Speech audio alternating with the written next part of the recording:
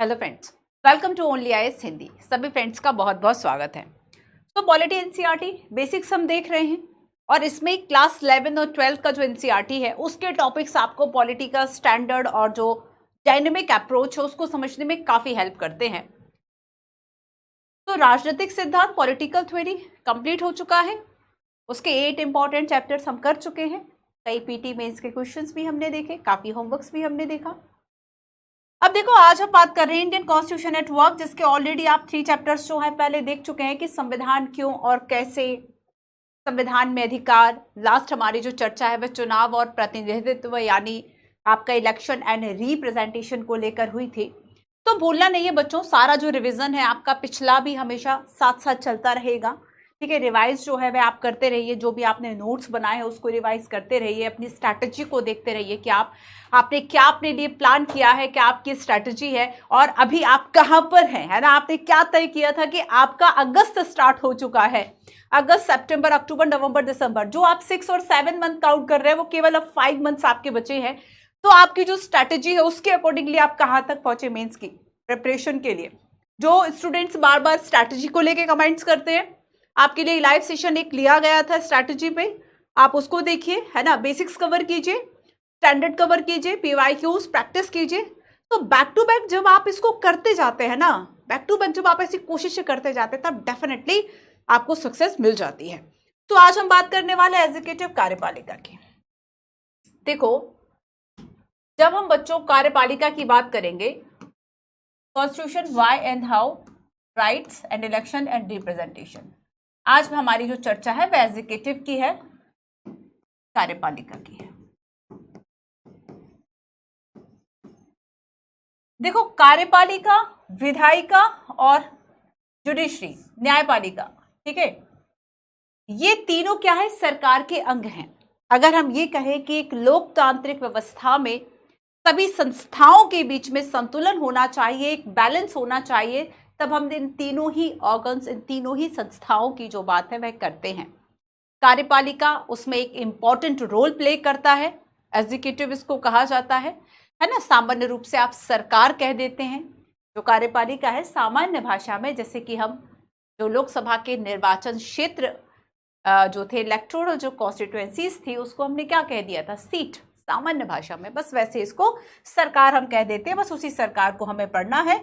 तो ये चैप्टर आपको बहुत सारी चीजें सिखाएगा, जैसे कि कार्यपालिका जो है वह क्या है, कार्यपालिका के प्रकार, कार्यपालिका के प्रकारों के साथ साथ अगर हम पूरे विश्व की बात करें ना, चाहे फ्रांस हो, यूएसए हो, ब्रिटेन हो, इटली हो, जर्मनी हो, जापान हो, श्रीलंका हो, आखिर ये जो देश है इनके क्या क्या सिस्टम फॉलो किया जाता है, शुरुआत यहां से करेंगे। फिर भारत में कौन सी व्यवस्था अपनाई गई है और क्यों अपनाई गई। सबसे बड़ी बात तो ये ना कि क्या और क्यों, कब और कैसे, ये सारी चीजें आप देखते हो ना। फिर हम देखेंगे कि भारत में संसदीय कार्यपालिका, पार्लियामेंट्री एग्जीक्यूटिव इन इंडिया, आखिर हमने इसको अपनाया तो क्यों अपनाया। देन नेक्स्ट, राष्ट्रपति की शक्ति और स्थिति की हम बात करेंगे, पीएम और मंत्रिपरिषद का आकार क्या होगा इसकी बात करेंगे। क्वेश्चंस इसके हर एक टॉपिक से आ चुका है। मैं अभी जस्ट आपको स्टार्टिंग कुछ पीवाईक्यू से ही करूंगी ताकि आपको इंपॉर्टेंस पता चले और फिर आगे जाके हम चीजों को समझेंगे। स्थायी कार्यपालिका और नौकरशाही की हम बात करेंगे। हर एक जगह से बच्चों जो क्वेश्चन है वह आया हुआ है। स्पेशली मैं आपको बता दूं कि 2013, 2015, 17, ठीक है, और 20, इसके बाद 21, 22 में भी कुछ कुछ ऐसे जो क्वेश्चंस है वह सीधे तौर पर आपको एग्जीक्यूटिव से मिल जाते हैं। पूछे क्यों ना जाए, ये बताओ, पॉलिटी आप पढ़ रहे हो, आपसे कार्यपालिका नहीं, सरकार के बारे में नहीं पूछा जाएगा। आप सरकार का एक अंग बनना चाहते हैं। ब्यूरोक्रेसी क्या है, सरकार का अंग है। सरकार सामान्य भाषा में वही कार्यपालिका, वही एग्जीक्यूटिव जो नीतियों को लागू कराने का काम करेगी। उसमें जो स्थायी कार्यपालिका, जो परमानेंट एग्जीक्यूटिव है, वो सिविल सेवक होते हैं। और अगर आपको सिविल सेवक बनना है, आपको ब्यूरोक्रेट बनना है, क्यों ना पूछा जाएगा। खुद सोचो जरा, जिस देश में रह रहे हो उसका पार्लियामेंट्री सिस्टम नहीं पढ़ोगे, उसने कौन सा पॉलिटिकल सिस्टम पढ़ा है, कौन सा पॉलिटिकल सिस्टम को अपनाया हुआ है, उसके बारे में नहीं जानोगे क्या। तो बहुत इंपॉर्टेंट है ये टॉपिक, इसलिए पूछा भी जाता है। प्रिंसिपल क्या है, बेसिक क्या है, ये 15 में पूछा था, 17 में पूछा था। एडवांटेज क्या है, मेंस में आप देख लीजिए बहुत सारे जो क्वेश्चन है इससे लगातार पूछे गए हैं। ठीक है, चलो आओ कुछ क्वेश्चंस दिखाती हूँ। 2015 में क्वेश्चन पूछा गया था और सबसे ज्यादा पूछा जाने वाला जो क्वेश्चन है कि संसदात्मक व्यवस्था या पार्लियामेंट्री सिस्टम, संसदीय व्यवस्था में कौन किसके प्रति उत्तरदायी है? कौन किसके प्रति उत्तरदायी है? ये क्वेश्चन भी कुछ ऐसे ही है, सॉल्व करेंगे पर बाद में, है ना। सरकार की संसदीय प्रणाली वह है जिसमें, जो पहले क्वेश्चन का आंसर था वही इस क्वेश्चन का भी आंसर है। संसद की संसदीय प्रणाली वह है जिसमें, ये 2021 में पूछा गया क्वेश्चन है कि ब्रिटिश मॉडल पर आधारित संसदीय लोकतंत्र को हमने अपनाया, लेकिन हमारा मॉडल उस मॉडल से भिन्न है। तो कैसे भिन्न है? 2 स्टेटमेंट दे दिए और यहां पर आपको बता दिया, ठीक है। सो कार्यपालिका का जो सिस्टम है बच्चों,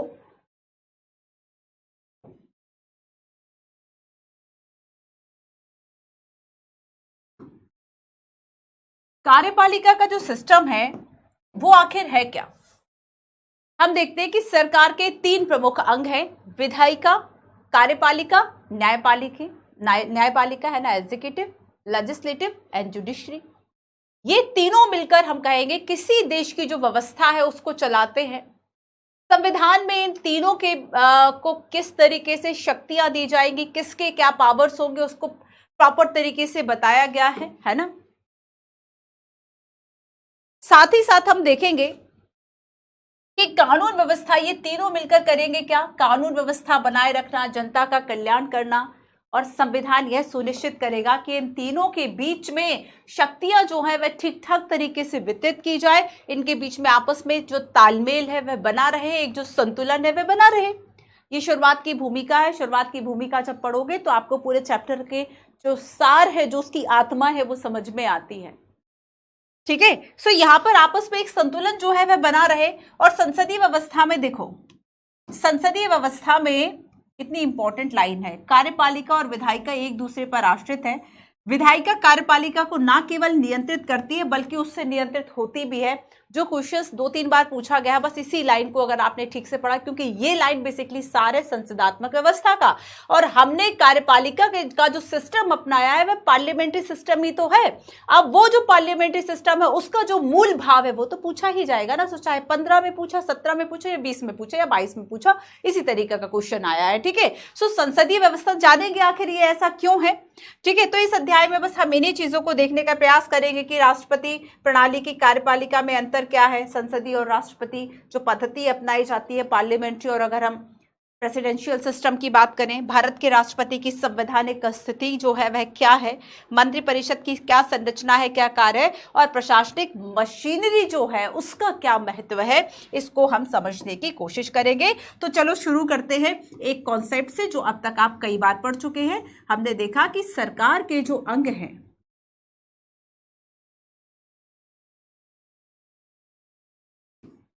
सरकार के कौन कौन से 3 महत्वपूर्ण अंग हैं?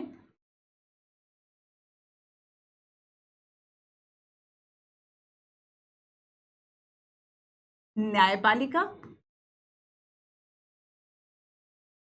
विधायिका और कार्यपालिका,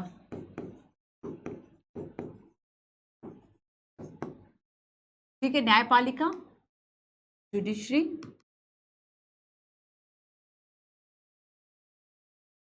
विधायिका लेजिस्लेटिव, एंड कार्यपालिका एग्जीक्यूटिव। तो ये जो चैप्टर है, देखो नेक्स्ट जो अपकमिंग आपके 3 चैप्टर्स है वो आपको तीनों के बारे में बताते हैं। अगर आप ये समझ गए कि ये सरकार काम कैसे करती है और हमें इनकी जरूरत क्यों होती है, कैसे ये फॉर्म होती है, आप पॉलिटी का एक बहुत बड़ा जो बेसिक्स बच्चों उसको समझ जाते हैं, ठीक है। सो देखो हम आज बात करने वाले किसकी, कार्यपालिका की। अब देखो जैसे हम जुडिशरी का काम देखेंगे, तो जुडिशरी का काम जो है वह क्या है कि जो रूल ऑफ लॉ है, जो कानून का शासन है, विधि का जो शासन है, इसको लागू कराना, कानून के अनुसार चीजें चले, संविधान की देखरेख के अनुसार चीजें चले, तो इस चीज को इंप्लीमेंट कराना, तो कानून का शासन लागू कराना, रूल ऑफ लॉ। ये देखना कोई अगर कानूनों का उल्लंघन कर रहा है तो उसको दंड देने की व्यवस्था, सजा देने की व्यवस्था, उस पर पेनाल्टी लगाने की व्यवस्था, ये न्यायपालिका काम करता है। जब हम विधायिका की बात करेंगे, सो विधायिका मतलब विधान, विधान मतलब लॉ है ना, विधान मतलब कानून, नियम। सो यहाँ पर टू मेकिंग लॉज, इसका मतलब क्या होगा, नियम को बनाना, नियम का निर्माण करना। लेकिन यहां पर ये जो नियम और जो नीति ये बन रही थी, जो ये निर्माण हो रहा था, अब ये आखिर कौन देखेगा कि इसका इंप्लीमेंट भी हुआ या नहीं हुआ? सो बस एग्जीक्यूटिव यही फंक्शन करता है। सो एग्जीक्यूटिव का क्या काम होता है? Main, perform the function of the government. Executive का मेन काम क्या होगा?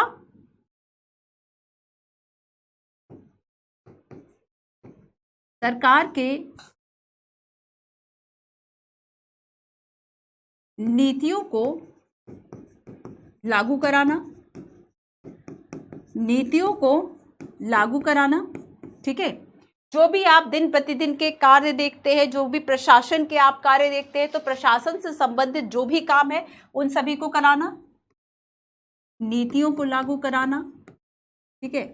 प्रशासन संबंधी जो कार्य हैं इनको करने का जो मेन काम है वह किसका होगा? एग्जीक्यूटिव का होगा, ठीक है। सो बेसिकली नीतियों को लागू कराने के लिए बेसिकली जिम्मेदार कौन है? तो इसके लिए जो जिम्मेदारी, जो उत्तरदायित्व है नीतियों से संबंधित, ये कार्यपालिका का है, ठीक है। कार्यपालिका का मेन काम होगा कि जो नीतियां लेजिस्लेटिव बना रहा है उसको ठीक तरीके से। अब आपके दिमाग में एक प्रश्न नहीं आता कि जब हम जुडिशरी की बात करेंगे, न्यायपालिका की बात करेंगे, तब हम कोर्ट्स की बात करेंगे, जजेस की बात करेंगे, अधिवक्ताओं की बात करेंगे। जब हम लेजिस्लेटिव की बात करेंगे तब हम संसद की बात करेंगे, राज्य की विधायिकाओं की बात करेंगे, स्टेट जो लेजिस्लेचर्स है। तो कार्यपालिका में कौन आएगा? कार्यपालिका में आएंगे राष्ट्रपति, कार्यपालिका में आएंगे प्रधानमंत्री, केवल पीएम लिख दूं समझ जाएंगे। इसमें आएंगे, देखो राष्ट्रपति को समटाइम्स अगर हम कार्यपालिका में राष्ट्रपति को भी पढ़ते हैं बच्चों, लेकिन हम देखेंगे कि जब आप विधायिका पढ़ते हो, और विधायिका में हम पार्लियामेंट की कल जब बात करेंगे नेक्स्ट, और हम उसमें देखेंगे कि पार्लियामेंट संसद के 3 अंग होंगे जिसमें कि राष्ट्रपति भी आएगा, है ना। सो राष्ट्रपति और लोकसभा, राज्यसभा, तो यहां पर हम नहीं लिखते हैं, तो यहां पर हम सीधा प्रधानमंत्री से शुरू करते हैं, ठीक है। तो कार्यपालिका आप किसको कहोगे सामान्य भाषा में? तो जो प्रधानमंत्री हैं, जो इनके और बाकी मंत्री हैं, या फिर हम मंत्री परिषद की बात करें, जो पूरा काउंसिल ऑफ मिनिस्टर है, मंत्री परिषद, और जो नौकरशाह, जो ब्यूरोक्रेट्स है, सिविल सेवक हैं, नौकरशाह, तो ये सब जो है ये क्या करते हैं? जैसे कि अगर हम सरकार ने कोई एक योजना बना दी, मान लीजिए, ठीक है, कोई एक योजना आ गई, आयुष्मान कार्ड योजना समझ लो।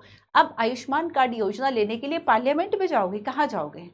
आपका जो भी जिला है ना, आपका जो भी मुख्यालय पड़ रहा है, जो भी तहसील कस्बा है, उसका जो हेड ऑफिस होगा या फिर जो भी विभाग होगा, तो डायरेक्ट रूप से वहां पर जो सिविल सेवक, जो अधिकारी बैठा होगा वो इशू करेगा, है ना। तब आप कहां पर जाओगे? क्या मंत्री मिनिस्टर पीएम के पास जाओगे? किसके पास जाओगे कार्ड बनवाने के लिए, है ना। तो यहां पर हम देखेंगे कि जमीनी स्तर पर जो ये नौकरशाह हैं वो सीधे तौर पर योजनाओं का जो लाभ है वह लोगों को देते हैं। सीधे तौर पर लोग सबसे ज्यादा कहां जुड़े होते हैं? तो अपने जो जिले में अधिकारी होंगे उनसे जुड़े रहेंगे, ठीक है। चलो कुछ और बातें करते हैं। अच्छा बच्चों एक बात देखो, जैसे कि 2015 में जो क्वेश्चन आया था, ये क्वेश्चन कह रहा है कि भारत में सरकार की संसदीय प्रणाली है क्योंकि लोकसभा सीधे लोगों के द्वारा चुनी जाती है। अगर लोकसभा को लोग चुन रहे हैं सीधे तौर पर, तो हमने इसको संसदीय व्यवस्था कहा।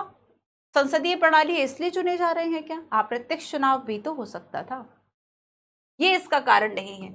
संसद संविधान में संशोधन कर सकती है, संशोधन कर सकती है, बहुत अच्छी बात है कि हमारा संविधान एक लिविंग डॉक्यूमेंट्स टाइप का है, एक जीवंत दस्तावेज बना रहेगा, रूढ़ियों पर आधारित नियमों से नहीं चलेंगे, समय के साथ आवश्यकता है, पर यह संसदीय व्यवस्था से तो नहीं जुड़ रहा। राज्यसभा को भंग नहीं किया जा सकता, अच्छी बात है भाई, राज्यसभा को भंग नहीं किया जा सकता, लेकिन अगेन ये भी इसका रीजन नहीं है। तो रीजन क्या है कि जो मंत्री परिषद है वह लोकसभा के प्रति उत्तरदायी है, ठीक है। अब ऐसा क्यों है कि जो मंत्री परिषद है वह लोगों के वह विधायिका के प्रति उत्तरदायी है, उसको हम समझते हैं। देखो ये एक इंपॉर्टेंट कॉन्सेप्ट है, ध्यान रखना। हमने पार्लियामेंट्री सिस्टम को अपनाया,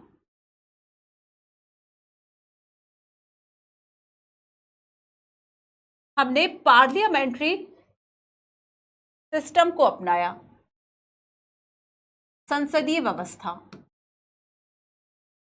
इसे समझो, उसके बाद देखेंगे कि विभिन्न देशों में कौन कौन सी जो पद्धति है वह अपनाई गई है। हमने इसमें से कि पार्लियामेंट्री सिस्टम को चुन लिया है। अब बच्चों, ये जो पार्लियामेंट्री सिस्टम है ना, संसदात्मक व्यवस्था की एक महत्वपूर्ण विशेषता है, वो वाली विधायिका की बात हो रही है। ठीक है, विधायिका। अच्छा ये बताओ, विधायिका में कौन लोग होंगे? विधायिका मतलब देश की संसद, राज्यों का विधानमंडल।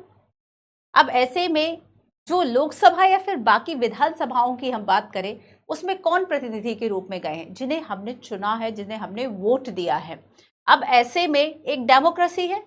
हमारा देश लोकतंत्रात्मक है, लोकतंत्रात्मक व्यवस्था, डेमोक्रेटिक कंट्री है। और ऐसे में हम देखते हैं कि लोकतंत्र में लोगों का महत्व है, लोगों का इंपॉर्टेंस है। तब लोगों की राय ज्यादा इंपॉर्टेंट होगी या नहीं होगी? तो भाई पीएम कौन बन रहा है, मंत्रिपरिषद कौन है, ब्यूरोक्रेट्स तो सरकार परीक्षा देके ले रही है, यूपीएससी या फिर आप स्टेट पीसीएस से सिलेक्ट हो रहे हो, लोग थोड़ी आपको चुन रहे हैं डायरेक्ट रूप से। तो यहाँ पर मंत्री मिनिस्टर्स की बात अगर हम छोड़ दें तो विधायिका में सीधा इन्वॉल्वमेंट लोगों का है, और चूंकि लोकतंत्र है तो लोगों का महत्व ज्यादा है कि नहीं है? तो विधायिका, और यहाँ पर देखो कार्यपालिका। तो एक प्रश्न हमारे सामने ये आता है कि जो विधायिका, जो कार्यपालिका है, वह विधायिका के प्रति उत्तरदायी है। विधायिका के प्रति उत्तरदायी है ना, आंसरेबल है, अकाउंटेबल है, आंसरेबल है, अकाउंटेबल है। किसके लिए? विधायिका के प्रति। एरो थोड़ा सा ध्यान रखना, विधायिका के प्रति उत्तरदायी है। ठीक है, और विधायिका का जो नियंत्रण है वह कार्यपालिका पर रहता है।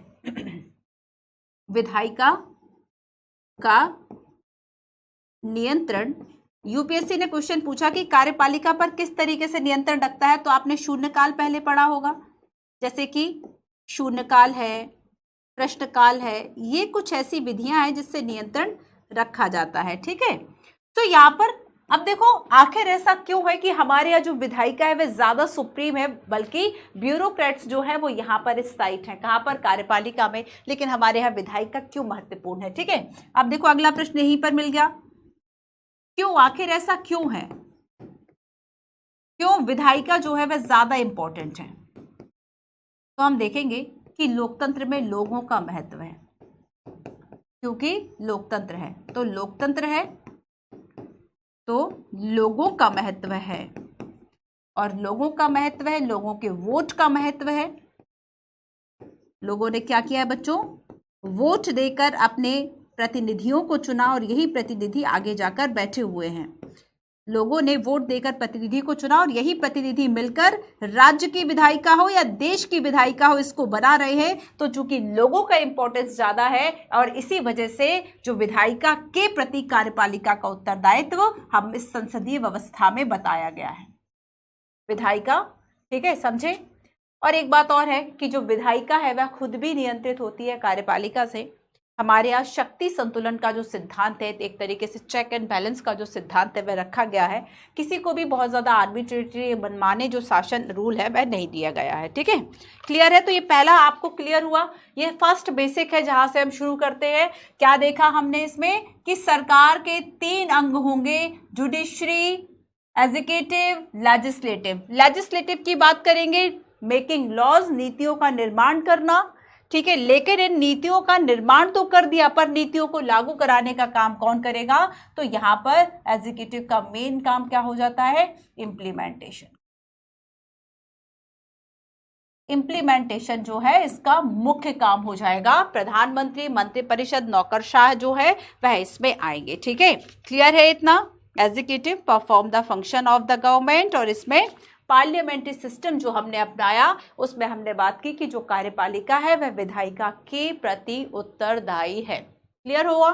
चलो अब हम आगे चलते हैं, और विभिन्न देशों की, तो मंत्रिपरिषद लोकसभा के प्रति उत्तरदायी है। अब देखो मंत्रिपरिषद लोकसभा, अब सीधे तौर पर विधायिका और कार्यपालिका नहीं लिखा, फिर से देखो यहां पर, तो विधायिका मतलब लोकसभा, विधायिका, विधायिका में कौन आएगा? लोकसभा आएगी।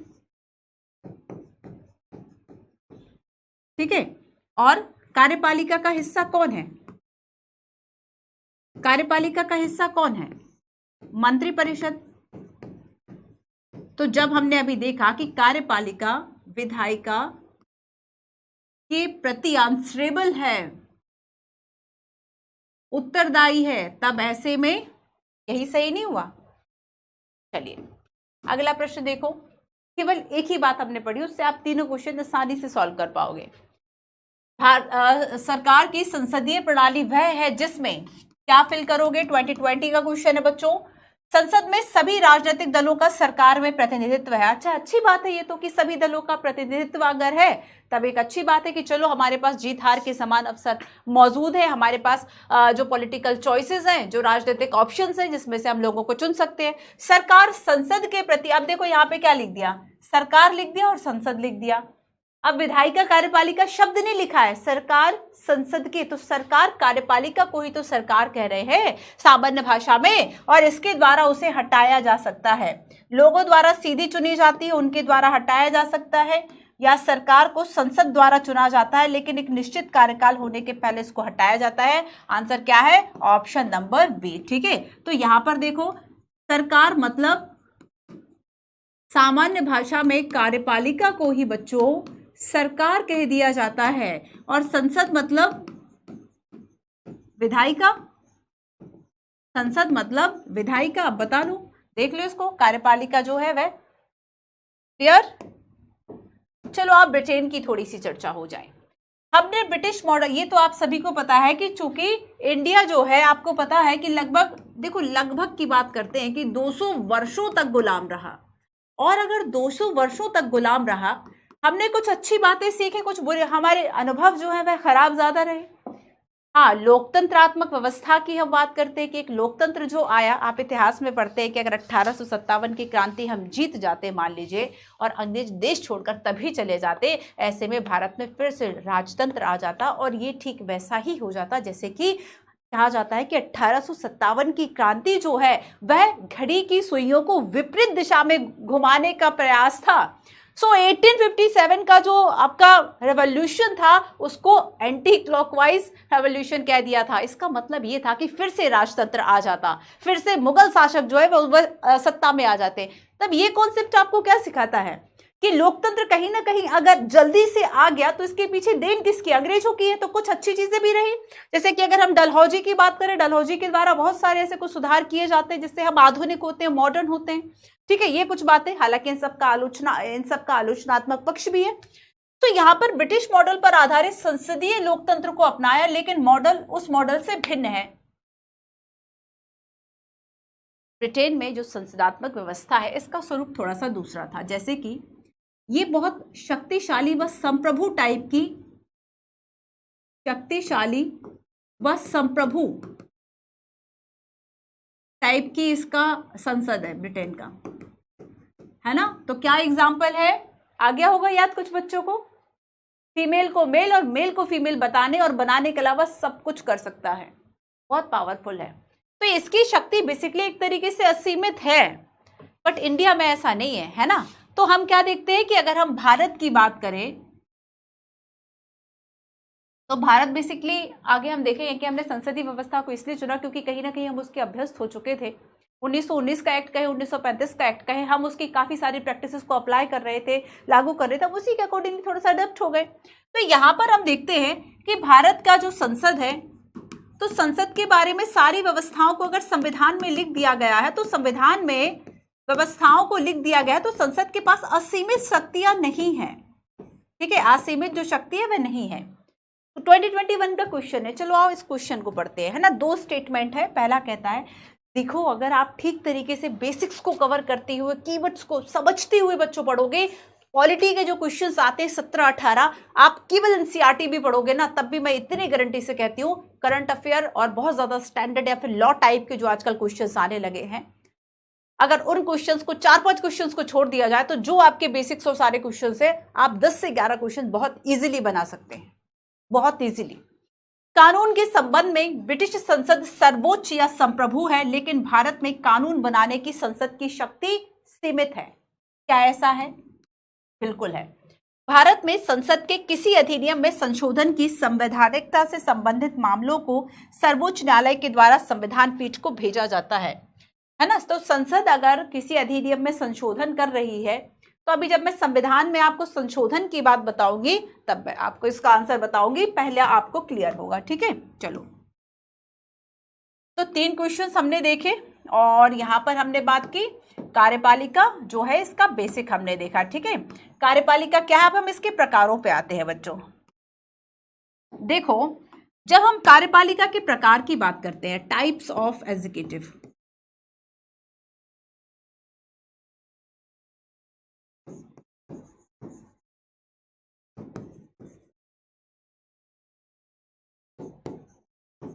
विभिन्न देशों ने अलग अलग तरह की कार्यपालिका को अपना रखा है। ठीक है, जैसे कि हम अमेरिका की सबसे पहले बात करें तो अमेरिका में जो राष्ट्रपति प्रणाली है, ठीक है, जैसे कि देखो अमेरिका की बात करते हैं तो अमेरिका में राष्ट्रपति है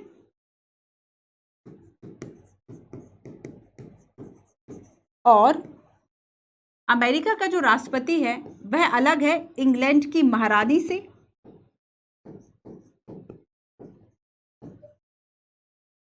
ठीक है, साथ ही हम देखेंगे कि अमेरिका का जो राष्ट्रपति है भारत के राष्ट्रपति से अलग है, भारत के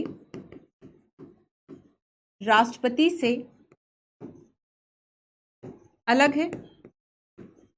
मतलब अगर हम शक्तियों की बात करें, शक्तियों व भूमिकाओं में काफी अलग है।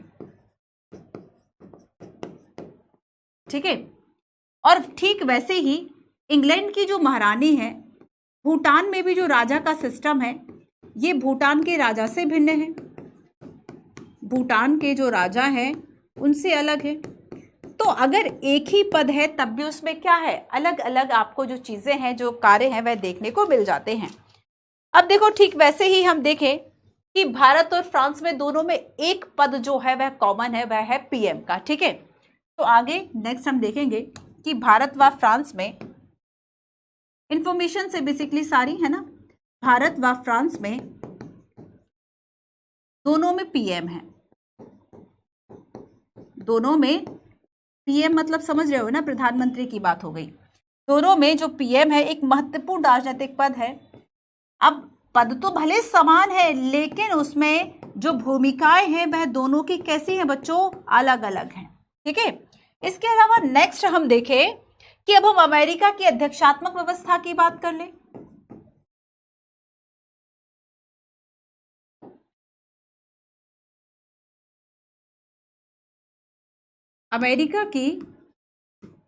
अमेरिका में कौन सा सिस्टम अपनाया गया है, जो प्रेसिडेंशियल सिस्टम है। अध्यक्षात्मक व्यवस्था में राष्ट्रपति प्रमुख होता है, राष्ट्रपति के पास बहुत सारी ऐसी शक्तियां होती है जो हमारे देश में प्रधानमंत्री के पास है। सो अमेरिका की जो अध्यक्षात्मक व्यवस्था है, इस व्यवस्था में जो कार्यकारी शक्तियां हैं ये किसके पास है। देखो यहां से बहुत पीटी के क्वेश्चन आने वाले, इस स्लाइड से इंपॉर्टेंट है। कार्यकारी शक्तियां राष्ट्रपति के पास है। राष्ट्रपति बड़ा पावरफुल होता है और इसलिए यही कारण है कि अमेरिका अगर पावरफुल कंट्री है तो उस देश का जो राष्ट्रपति होगा वह विश्व में एक तरीके से जाना जाता है। भले ही अन्य देशों के आप राष्ट्रपतियों के नाम जो है वह सामान्य रूप से ना जाने, लेकिन अमेरिका में जो भी राष्ट्रपति आपने उनके नाम सुने होंगे। अगर मैं आपसे कहूं कि आप ब्रिटेन के पीएम के नाम बताओ, फ्रांस के पीएम या फिर राष्ट्रपति अगर वहां पर है उसके नाम बताओ, श्रीलंका के जो राष्ट्रपति रहे उसके नाम बताओ, शायद आप ना बता पाए। लेकिन अगर कहे कि अमेरिका, तो आपने सबने जो नाम है कुछ वो सुने होंगे, है ना। चाहे बराक ओबामा का नाम सुना हो, जो बिडेन का नाम सुना हो, आपने ये सारे नाम लगभग सुने होंगे। तो ये इसका कारण क्या है कि अमेरिका के जो अध्यक्षात्मक व्यवस्था में राष्ट्रपति की शक्ति वो बहुत बड़ी पावर, बहुत ज्यादा पावरफुल है। अब देखो अमेरिका के थोड़ा सा और हम बात करें एक और देश की, जो कि है कनाडा। अब देखो कनाडा में किस तरह का सिस्टम अपनाया जाता है। ये इस सिस्टम को संसदीय लोकतंत्र भी है, यहाँ पर संसदात्मक व्यवस्था भी है, ठीक है, और राजतंत्र भी है। ये दोनों चीजें साथ में कैसे पॉसिबल हो सकती हैं। संसदीय लोकतंत्र भी है और प्लस संवैधानिक राजतंत्र भी है। संवैधानिक राजतंत्र का मतलब क्या हुआ कि संविधान में लिखा हुआ है कि राजा की शक्तियां और बाकी सारी चीजें क्या होंगी, तो संवैधानिक राजतंत्र भी है। इसका मतलब पीएम भी होगा और यहाँ पे राजा भी होगा। वहीं देखो हम फ्रांस की बात करते हैं, यहां पर हम भारत और फ्रांस की बात कर रहे थे कि दोनों में पीएम है। अब देखो यहां पर अगर हम फ्रांस की बात करेंगे, फ्रांस में कौन सा सिस्टम अपनाया जाता है? क्या राजतंत्र है, संवैधानिक राजतंत्र है, कौन सा सिस्टम है? अध्यक्षात्मक है। एक और ही व्यवस्था है और यहां पर इसको सेमी प्रेसिडेंशियल सिस्टम कहा जाता है, अर्ध अध्यक्षात्मक व्यवस्था, अर्ध अध्यक्षात्मक व्यवस्था। अब ये जो व्यवस्था है बच्चों, अर्ध अध्यक्षात्मक व्यवस्था, अध्यक्ष ये वाली अमेरिका वाली नहीं है, ये उससे थोड़ा सा चेंज है। अब देखो इसमें चेंज ये है कि इसमें पीएम भी होगा और इसमें राष्ट्रपति भी होंगे। तो पीएम और राष्ट्रपति दोनों होंगे, लेकिन राष्ट्रपति जो है यहाँ पर तुलनात्मक रूप से अधिक मजबूत होगा, अधिक शक्तिशाली होगा। ठीक है, यहाँ पर मजबूती का संबंध किससे है? उसकी शक्तियों से है। क्लियर? अब देखो ठीक ऐसे ही हम देखें जापान, तो जापान में संसदीय व्यवस्था है।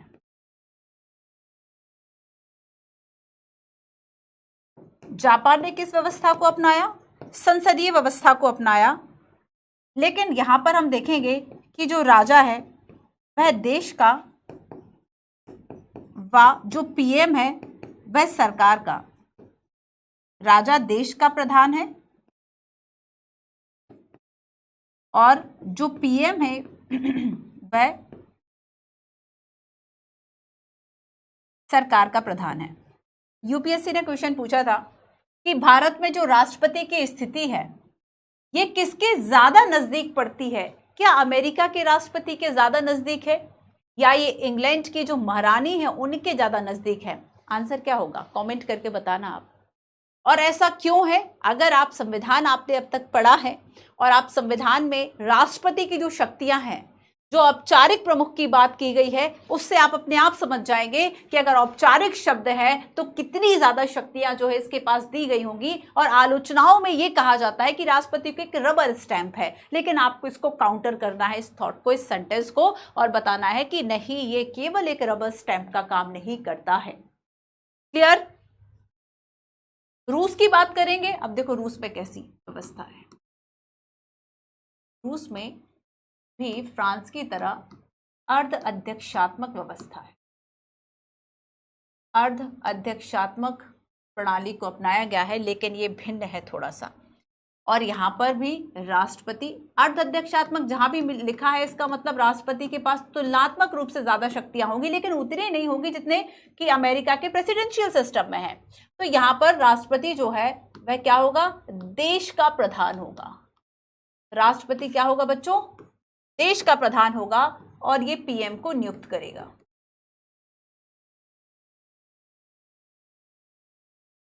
ठीक है, क्लियर है? अब हम थोड़ा सा अध्यक्षात्मक व्यवस्था और राष्ट्र अध्यक्षात्मक व्यवस्था, प्रेसिडेंशियल जो सिस्टम है, और जो संसदीय व्यवस्था है जो कि भारत ने अपनाई, उसके बारे में थोड़ा सा वर्णन देखते हैं। मैं साइड हो रही हूँ, प्लीज इसका स्क्रीनशॉट ले लो, साथ साथ नोट्स बनाते चलोगे तो ज्यादा अच्छे से बच्चों दिमाग में बातें रहेंगी। चलो नेक्स्ट हम देखते हैं कार्यपालिका के प्रकार। ओके, ये हेडिंग हमें चाहिए होगी, इसलिए इसी का कॉपी कर लेती हूँ। स्लाइड सुरक्षित है आपकी।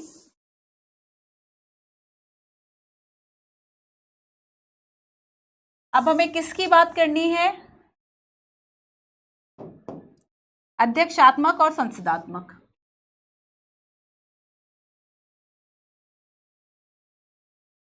अगर हम प्रेसिडेंशियल सिस्टम की बात करें,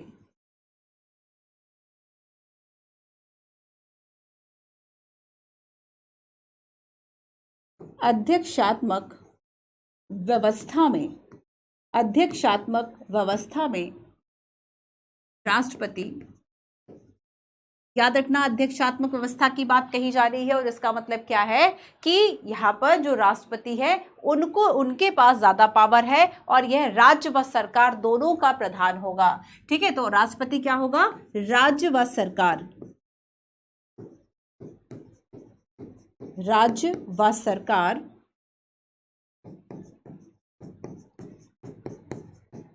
दोनों का प्रधान होगा, राज्य व सरकार दोनों का प्रधान होगा, लेकिन संसदीय व्यवस्था में ऐसा नहीं है। ठीक है, संसदीय व्यवस्था से थोड़ी सी तुलना हम करेंगे। पार्लियामेंट्री सिस्टम,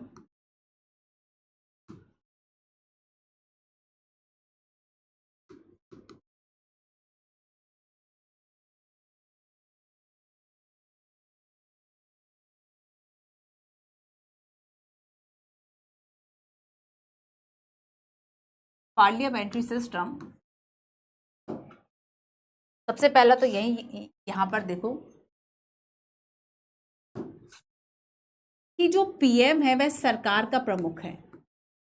पीएम कौन है? जो सरकार का प्रमुख है।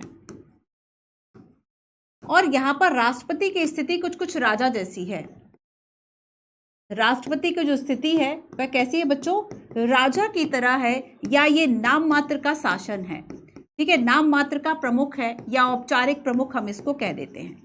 नाम मात्र का प्रमुख, या कहीं कहीं क्या कह दिया जाता है कि ये एक नहीं होती औपचारिकता टाइप की, औपचारिक प्रमुख है। ठीक है, राष्ट्रपति औपचारिक प्रमुख है, ना कि राज्य व सरकार दोनों के प्रमुख हैं।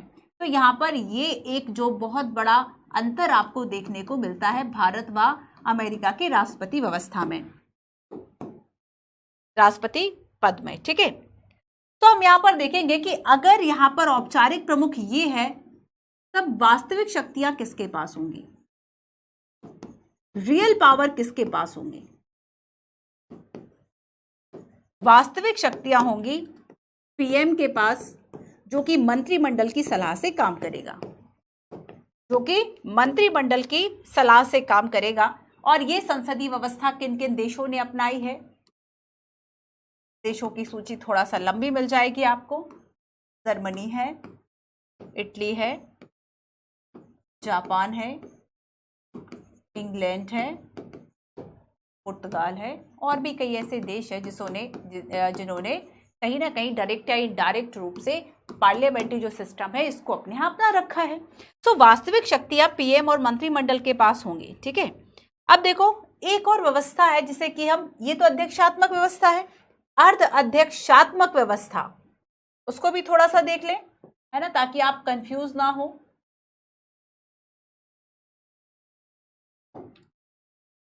अर्ध अध्यक्षात्मक व्यवस्था, अर्ध सेमी प्रेसिडेंशियल, इसकी प्रकृति थोड़ा सा समझते हैं। 2-3 पॉइंट्स ही है इंपॉर्टेंट। तो पहला पॉइंट इसमें यह है कि इसमें राष्ट्रपति व पीएम दोनों होंगे। राष्ट्रपति व जो पीएम है ये दोनों होंगे, लेकिन महत्वपूर्ण जो शक्तियां हैं वह राष्ट्रपति के पास होंगी।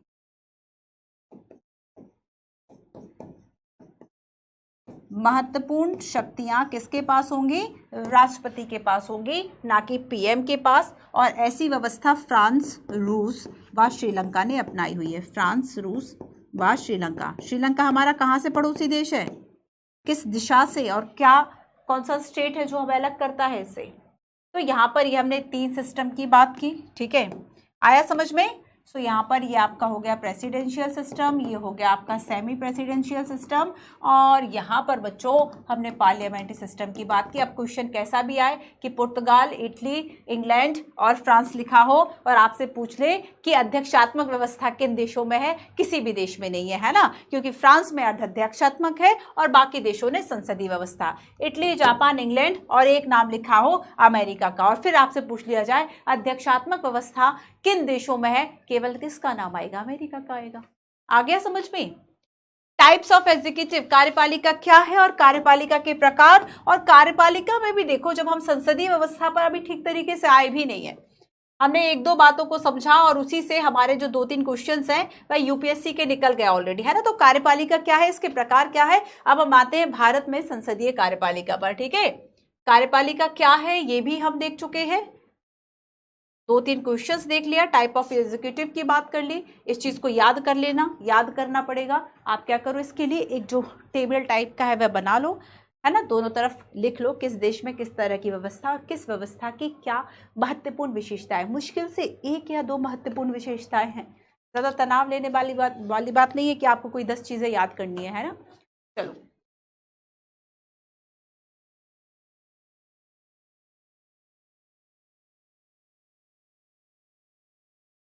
अच्छा, एक और पॉइंट देख लो, जैसे कि कार्यपालिका के जो प्रकार, हमने विभिन्न देशों में तो व्यवस्थाओं की बात कर ली। मुख्य रूप से कार्यपालिका के प्रकार 2 हो गए। एक तो ऐसे हो गए जो कि सामूहिक नेतृत्व पर आधारित है। कार्यपालिका के प्रकार एक तो जो कि सामूहिक नेतृत्व पर आधारित है, और ऐसी प्रणालियों को 2 भागों में हमने बांट दिया। एक हो गई संसदीय व्यवस्था और दूसरी हो गई अर्ध अध्यक्षात्मक। याद रखना, अध्यक्षात्मक नहीं है। मतलब इसमें ज्यादातर हम देखेंगे कि जो समूह है वह मिलके काम कर रहे हैं ना, तो अर्ध अध्यक्षात्मक और संसदीय, ये जो 2 व्यवस्थाएं हैं ये सामूहिक नेतृत्व के सिद्धांत पर आधारित है। मतलब एक जो समूह है वह कहीं ना कहीं नेतृत्व कर रहा होगा। याद रखना कि संसदीय व्यवस्था में भी जब हम औपचारिक प्रमुख की बात करेंगे कि देश का प्रमुख, मैं एक सेंटेंस बोलती हूं, ठीक है, कि संसदीय व्यवस्था में देश का प्रमुख केवल जनता के द्वारा चुना गया या फिर निर्वाचित प्रमुख ही हो सकता है। यह सेंटेंस गलत है। क्यों गलत है?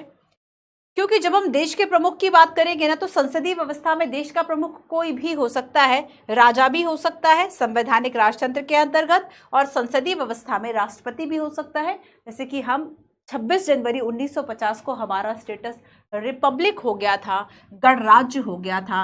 रिपब्लिक क्यों? रिपब्लिक या गणराज्य का मतलब क्या होता है?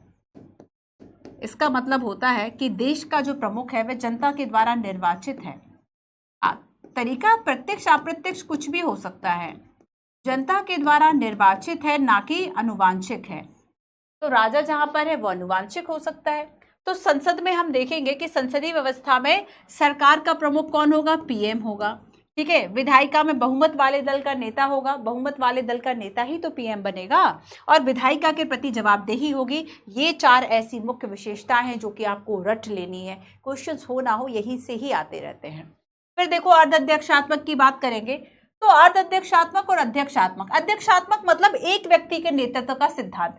एक व्यक्ति मतलब अध्यक्षात्मक में हमने देखा था कि राष्ट्रपति के पास कार्यकारी और सारी राज्य और देश दोनों का वह प्रमुख था, और ऐसे में हम देख रहे हैं कि वह उसके पास महत्वपूर्ण शक्तियां है, मतलब उसी की चल रही है। इसका मतलब एक व्यक्ति के नेतृत्व पर आधारित सिद्धांत हुआ? नहीं हुआ। तो एक व्यक्ति मतलब आपका प्रेसिडेंशियल सिस्टम, अध्यक्षात्मक व्यवस्था।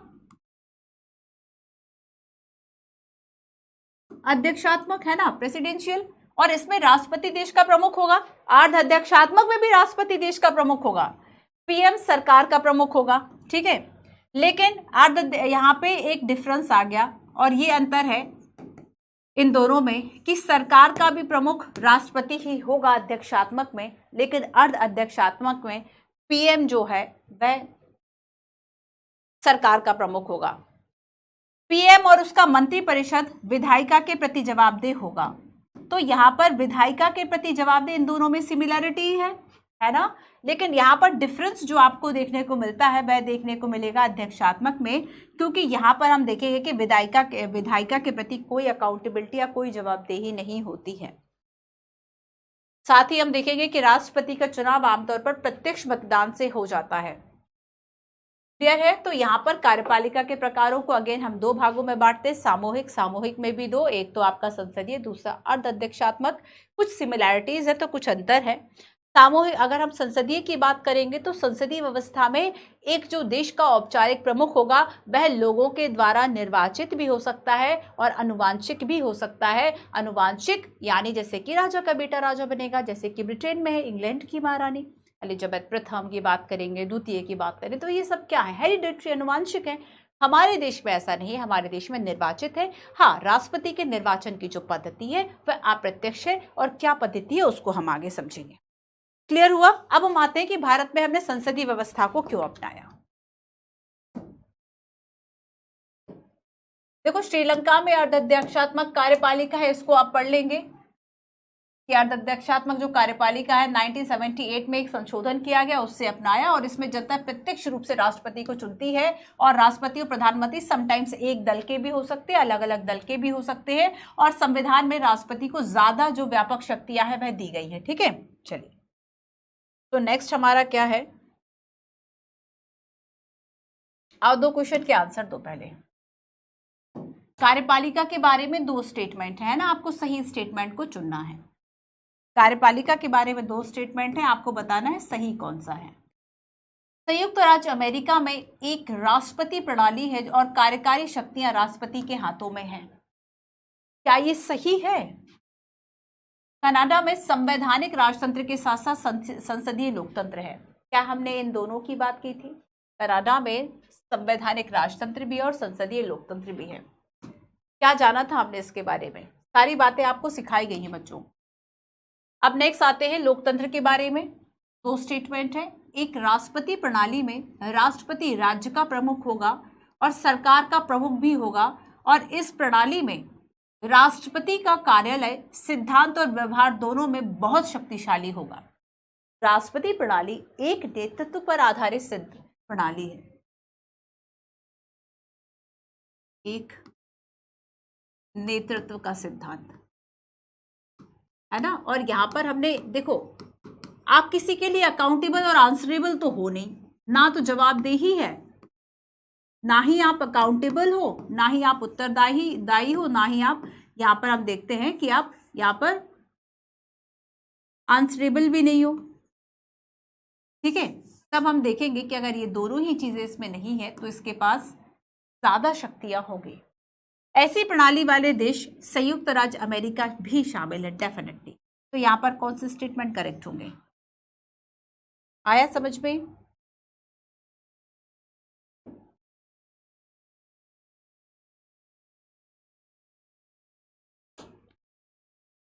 अब संसदीय व्यवस्था क्यों अपनाया, उसके पहले क्वेश्चन देखो।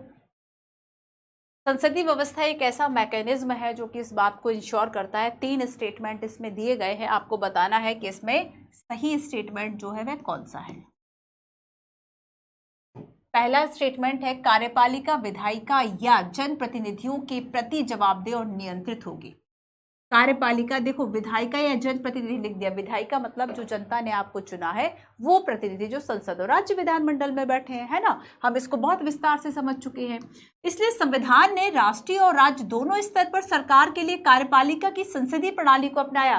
तो क्या हमने राज्य में भी इस व्यवस्था को अपनाया है? बिल्कुल सही है ये बात, है ना। जैसे कि हमने लॉ मेकिंग के लिए राष्ट्रीय स्तर पर हमारे पास संसद है, संसद के 2 सदन है, वैसे ही हमारे पास स्टेट में भी हमने इस व्यवस्था को अपनाया है, संसदीय व्यवस्था को अपनाया है, जिसमें कि सीएम, अगर हम मुख्यमंत्री चीफ मिनिस्टर की बात करें तो वो सरकार का प्रमुख होगा, ठीक वैसे ही जैसे कि पीएम प्राइम मिनिस्टर होते हैं। और जैसे कि गवर्नर या राज्यपाल की हम बात करेंगे, गवर्नर ठीक वैसे ही औपचारिक प्रमुख होंगे राज्य के, जैसे कि देश के स्तर पर राष्ट्रपति था। तो इसका मतलब क्या है कि हमने एज इट इज उसी तरह की तो व्यवस्था को अपनाया राज्यों के लिए। इस प्रणाली के अनुसार एक राष्ट्रपति होगा जो भारत के राज्य का औपचारिक, कहीं भी राष्ट्रपति स्पेशली संसदीय व्यवस्था में या भारत में अगर ये लिखा दिख जाए ना कि वास्तविक प्रमुख होगा, संवैधानिक, औपचारिक, समटाइम कार्यकारी भी चल जाएगा, राज्य का ये आ जाए कि सरकार का प्रमुख होगा, गलत हो जाएगा। तो क्या सही है इसमें? तीनों स्टेटमेंट सही है। चलिए, भारत में संसदीय कार्यपालिका क्यों अपनाई इसको समझो।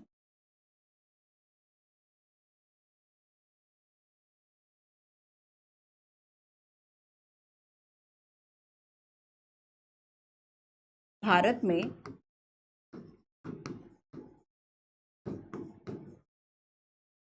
संसदीय कार्यपालिका, संसदीय व्यवस्था,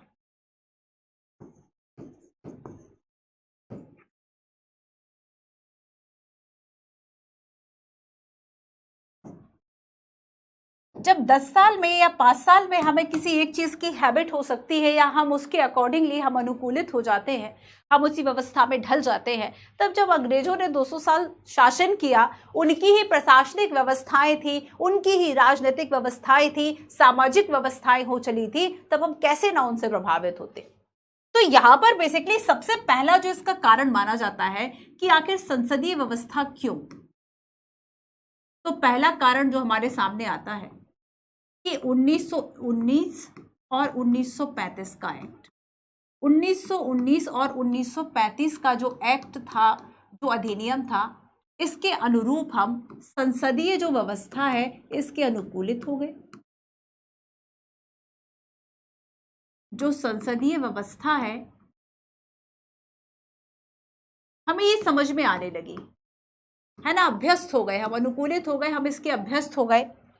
साथ ही देखो हमने इसमें अनुभव किया कि कार्यपालिका को जनप्रतिनिधियों के द्वारा नियंत्रित किया जा सकता है।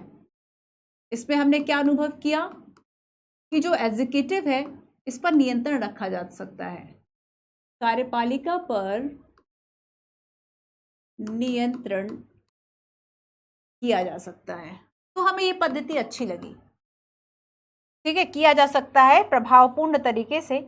और जनता के लिए उत्तरदायी सरकार जब हमें चाहिए थी तब हमें लगा कि ये जो व्यवस्था है वो बिल्कुल सही व्यवस्था है, ठीक है। तो हमें यहाँ पर क्यों का आंसर मिल जाता है कि जनता के लिए उत्तरदायी सरकार हम चाहते थे, हमें मिल गई। दूसरी बात थी कि हमारे पास और विकल्प क्या था। देखो समटाइम्स क्या होता है, हम किस चीज को चुनेंगे इसके पीछे एक और कारण भी होता है कि हमारे पास, अब आपके पास तो पढ़ने का विकल्प ही नहीं था।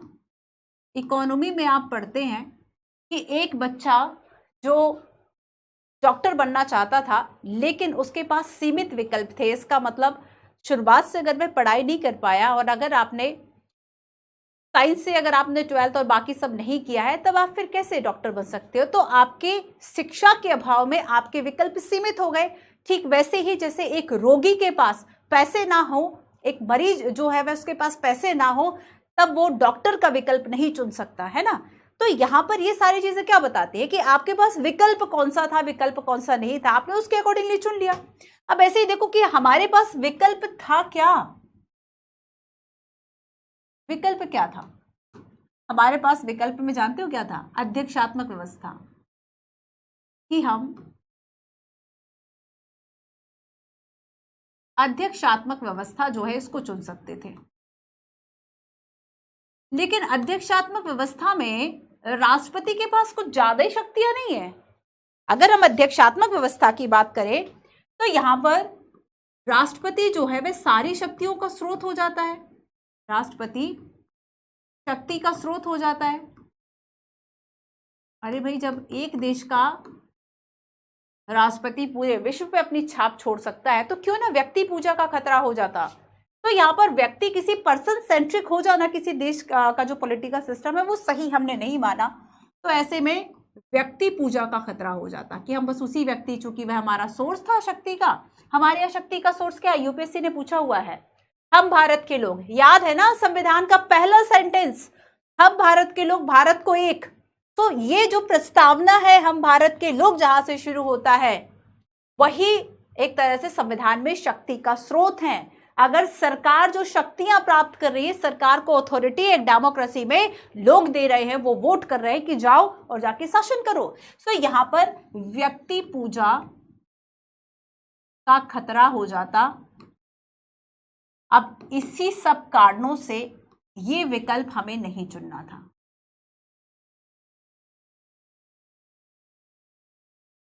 ये जो विकल्प है वह हमने नहीं चुना, ठीक है। अब देखो, अब संसदीय व्यवस्था की जब हम बात करेंगे तो इसमें एक विशेषता जो दिखाई देती है कि कार्यपालिका, जिस पे क्वेश्चन भी कई बार पूछा गया है, यहाँ पे 3-4 स्टार लगा दूं, है ना, बुरा मत मानना कि मैंने ज्यादा स्टार लगा दिए, क्या करूं जब क्वेश्चन पूछा गया। तो इसमें कार्यपालिका विधायिका के प्रति उत्तरदायी है। और क्यों है ये आप समझ गए, क्योंकि विधायिका में जो लोग हैं वो हमने चुने हैं, डेमोक्रेसी में लोगों का महत्व है, इसलिए विधायिका को ज्यादा इंपॉर्टेंस दी गई है। तो ये कुछ है। और यही बात थी बच्चों की, हमने प्रांतीय स्तर पर, देखो हमने दोनों ही स्तरों पर चुनी। हमने ये जो कार्यपालिका विधायिका के प्रति उत्तरदायी, हम देखेंगे कि हमने संसदीय व्यवस्था को, संसदीय व्यवस्था को केंद्र व राज्य, केंद्र व राज्य दोनों स्तर पर चुना। ये नहीं कि केवल केंद्र के लिए था, दोनों स्तर पर चुना। ठीक है, तो भारत में राष्ट्रपति औपचारिक प्रमुख है।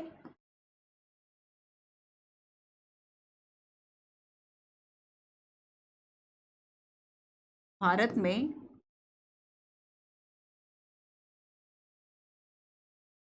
राष्ट्रपति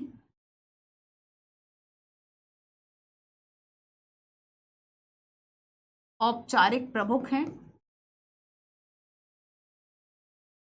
वास्तविक जो शक्तियां हैं, वास्तविक शक्तियां किसके पास है? पीएम व मंत्रिपरिषद। और राष्ट्रपति जो निर्णय लेंगे वो मंत्रिपरिषद की सलाह पर लेंगे। तो हमारे संविधान में लिखा हुआ है कि मंत्रिपरिषद क्यों होगी, जानते हो? लिखा है कि राष्ट्रपति की सलाह व सहायता के लिए मंत्रिपरिषद होगी, जिसका कि जो नेता है वह पीएम होगा, ये लिखा हुआ है। तो यहां पर भारत में राष्ट्रपति औपचारिक प्रमुख है, लेकिन वास्तविक शक्तियां पीएम। और तो हमने देखा कि सेम स्थिति जो है वह राज्यों के साथ भी है। अब देखो, राज्यों में जो है वह गवर्नर, सेम राज्यों के लिए राज्य में जो राज्यपाल हैं ये औपचारिक रूप से प्रमुख हैं। लेकिन जब हम राज्यों में सीएम की बात करेंगे, मुख्यमंत्री और यहां की जो मंत्रिपरिषद है ये वास्तविक प्रमुख होंगे, इनके पास रियल पावर होगी। तो सेम व्यवस्था हमने अपने राज्यों के लिए भी अपनाई। अब हम देखेंगे कि राष्ट्रपति का जो चुनाव है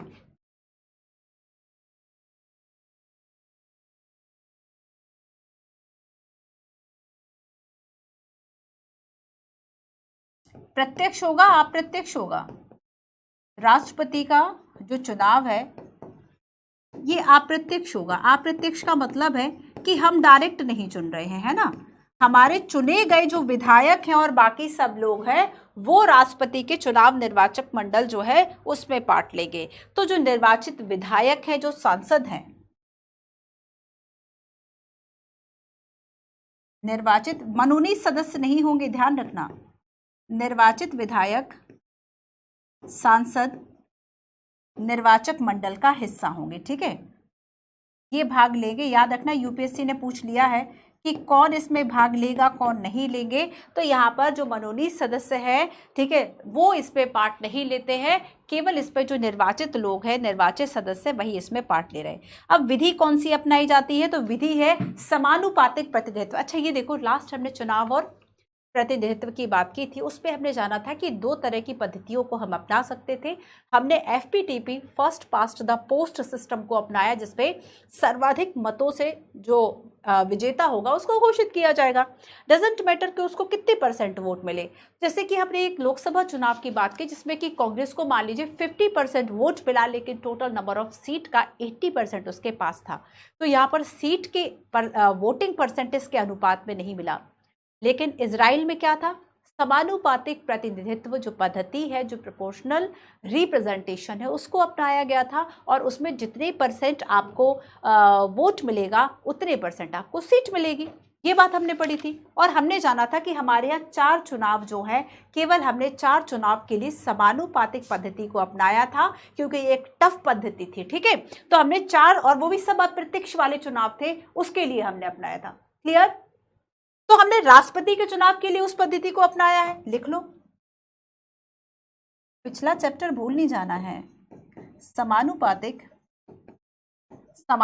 प्रतिनिधित्व में भी एक सिस्टम को अपनाया जाता है,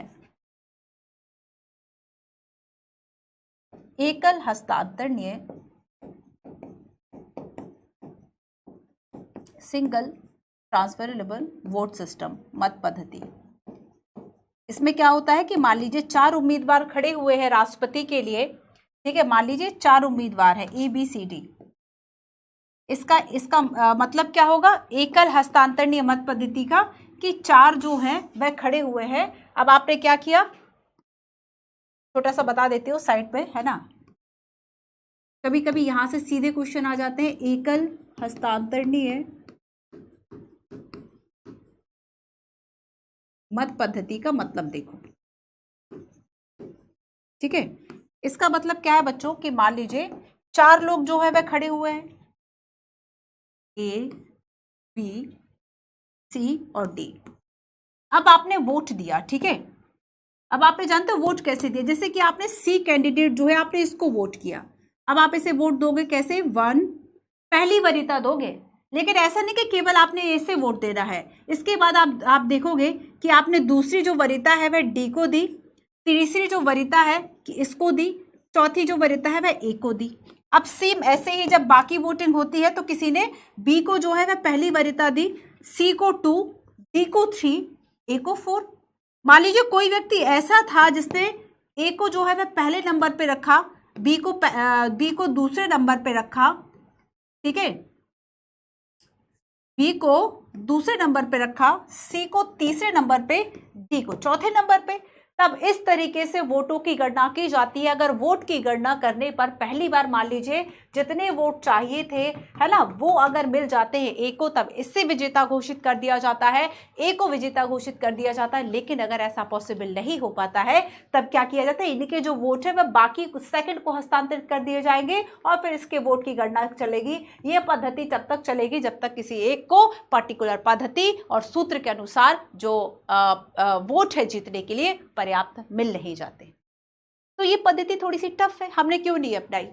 समानुपातिक पद्धति जो है उसमें हमने क्या किया, समानुपातिक का तो मतलब यही था कि वोट के परसेंटेज में आपको सीट मिलेगी, है ना। तो एक आ गए समझ में। चलो, तो संसदीय व्यवस्था, राष्ट्रपति को हमने पढ़ लिया। आओ एक अनुच्छेद पढ़ाती हूँ। आर्टिकल 74 क्लॉज 1 कहता है, ध्यान से करना, एक इसमें 3 बातें निहित है, 3 कीवर्ड्स है, एक नहीं ये 3 कीवर्ड्स है। पहली बात कही गई कि राष्ट्रपति की सलाह के लिए, है ना, और सहायता के लिए दो वर्ड लिखे हैं, सलाह और सहायता। इसके लिए एक मंत्री परिषद होगी। अब लेकिन इस मंत्री परिषद का जो प्रमुख है वह कौन होगा, पीएम होगा, ठीक है। जिसका प्रधान कौन होगा, पीएम होगा। राष्ट्रपति अपने कृत्य का प्रयोग करने में ऐसी सलाह के अनुसार कार्य करेगा, ऐसी सलाह के अनुसार कार्य करेगा, है ना। वर्ड्स को बहुत ध्यान से पढ़ना बच्चों।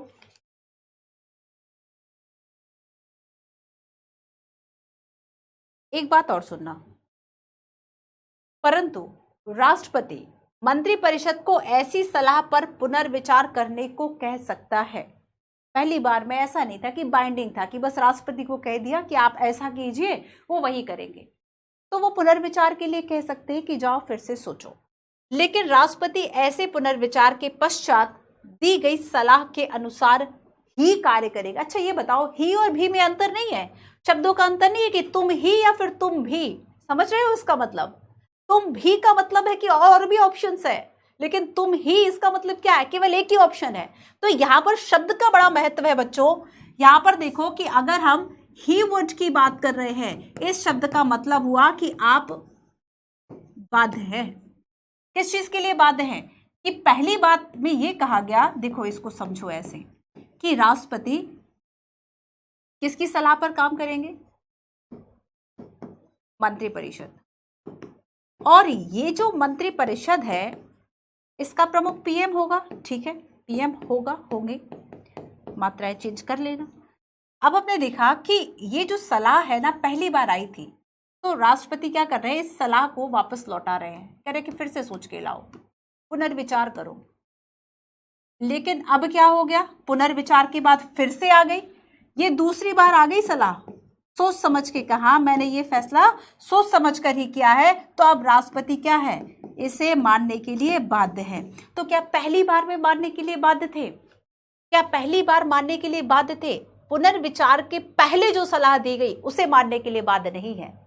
पुनर्विचार के बाद जो सलाह दी गई दूसरी बार की, हाँ मैंने इसको ठीक से देख लिया है, मंत्रिपरिषद ने दोबारा अगर कोई विधेयक या उस पर अपनी जो सहमति सलाह मशवरा जो दोबारा अगर दिया है, तब उसके अकॉर्डिंगली ही जो कार्य है वह किया जाएगा। आप 42 और 44वां संशोधन जब पढ़ेंगे तब आपको इसके कुछ बैकग्राउंड्स जो है वहां पर मिल जाएंगे, पढ़ लेना है, ठीक है। ये बात समझ में आई, इंपॉर्टेंट है। राष्ट्रपति की थोड़ी सी चर्चा कर लें, है ना, हमारे देश के जो राष्ट्रपति हैं। तो इनके पास कई शक्तियां होती है, कुछ कार्यकारी शक्तियां, ये सारी शक्तियां लक्ष्मीकांत से पढ़ लेना, ठीक है। ये सारी जो शक्तियां आप किसी स्टैंडर्ड बुक से पढ़ लेना। ये मत सोचना कि नहीं जब मैम पढ़ाएंगे तभी पढ़ेगा, अरे किसी टीचर के भरोसे रहोगे ना, चाहे वो कितना भी अच्छा पढ़ाए, सारी चीजें थोड़ी कवर कर लोगे। मैं साइंस पढ़ा रही हूँ, साइंस टेक करंट अफेयर पढ़ा रही हूँ, तो किसी एक टीचर के केवल एक क्लास देखोगे तब तो बिल्कुल भी पॉसिबल नहीं। या केवल मैं आपको पॉलिटी पढ़ा रही हूँ और वो भी आपको 2 क्लास अभी मिल रही है वीकडेज में, आपको वीकेंड पे ही मेरी केवल 2 क्लास मिल रही है, बाकी दिन क्या करोगे? तो बाकी सब्जेक्ट्स भी कवर करो, और उन सब्जेक्ट्स का जैसे बेसिक समझ जाए तो उसके बाद उसका करंट अफेयर, उसका जो डायनेमिक है, बाकी पोर्शन भी देखो, प्रैक्टिस करो, रिवीजन करो। रिवीजन की बात कोई नहीं करता, और बिना रिवीजन के कुछ होने नहीं, कैसे रिकॉल करोगे एग्जाम हॉल में, एग्जाम डे में। राष्ट्रपति की शक्ति और स्थिति की बात करेंगे। कार्यकारी, विधायी, कानूनी और आपातकालिक जो शक्तियां वह दी गई है।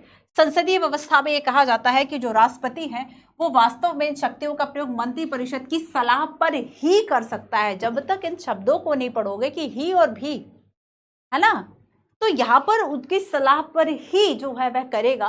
प्रधानमंत्री मंत्रिपरिषद को लोकसभा में बहुमत प्राप्त होते हैं और वे ही वास्तविक कार्यकारी होते हैं। पढ़ चुके हम इस बात को। हमें इस कोट को पढ़ना है बच्चों। बेसिकली ये जो कोट लिखा हुआ है ना, ये बड़ा इंपॉर्टेंट है ना। तो यहाँ पर नेहरू जी कहते हैं कि हमने राष्ट्रपति को कोई वास्तविक शक्ति नहीं दी, लेकिन उसके पद को प्रभुतापूर्ण और गरिमामय बनाया है। संविधान उसे ना तो वास्तविक कार्यकारी बनाना चाहता था और ना ही एकदम नाम मात्र का प्रधान। तो एक थोड़ा सा बैलेंस बनाया गया, मतलब एक ऐसा प्रधान बनाया गया जिसके पास शक्तियां तो थी, लेकिन वो ऐसे आर्बिट्रेरी रूप से यूज नहीं कर सकता था, मनमाना यूज नहीं कर सकता था। तो यहाँ पर जो लोग ये कहते हैं कि भाई क्या संविधान सभा ने एक रबर स्टैंप के रूप में राष्ट्रपति को रखा है, तो गलत हो जाएगा। तो यहाँ पर राष्ट्रपति को वास्तविक शक्ति नहीं दी, लेकिन पद को गरिमामय बनाने के लिए उतनी शक्तियां तो दी है। तो वह जो ना तो शासक हो ना शासन करे, लेकिन एक महान संवैधानिक प्रधान उसको बनाना चाहते थे, एक महान संवैधानिक प्रधान उसको बनाना चाहते थे। अच्छा, अगर राष्ट्रपति के पास वास्तविक शक्तियां नहीं है, राष्ट्रपति को केवल औपचारिक प्रमुख ही कहा जा रहा है, तब इस बात को कैसे काउंटर करोगे? इस बात को कैसे काउंटर करोगे? राष्ट्रपति की शक्तियां पढ़ते हैं, लेकिन उसके पहले इस पैराग्राफ को पढ़ो कि अगर राष्ट्रपति का जो पद है वह केवल औपचारिक शक्ति वाला है और राष्ट्र का अलंकारिक मतलब जैसे सजाने के लिए नहीं रखा जाता है, अलंकार आपने पढ़े होंगे, कुछ सजावट के लिए जब कुछ शब्द है, आप सोच सकते हैं कि फिर हमें राष्ट्रपति की आवश्यकता आखिर क्यों है? The president is a formal power holder and the ceremonial head of the nation. You may wonder why then do we need a president. तो क्या हमें आवश्यकता है? हमने देखा कि संसदीय व्यवस्था में, देखो तो इसका आंसर कैसे लिखोगे? हमने अपनाई है संसदीय व्यवस्था। तो संसदीय व्यवस्था में मंत्रिपरिषद कार्य कर रही है। मंत्रिपरिषद का जो प्रमुख है ये पीएम होंगे, लेकिन मंत्रिपरिषद कब तक कार्य करेगी? जब तक लोकसभा में बहुमत है, राज्यसभा नहीं, लोकसभा, ध्यान रखना, जब तक लोकसभा में बहुमत है। और अगर लोकसभा में बहुमत नहीं रहा और हट गया, ये जो मंत्रिपरिषद, ये जो सरकार है वह हट गई अगर, है ना, तब हमें नई मंत्रिपरिषद की नियुक्ति करनी पड़ेगी। तो यहां पर एक कंडीशन क्या आ गई कि मान लीजिए बहुमत नहीं है,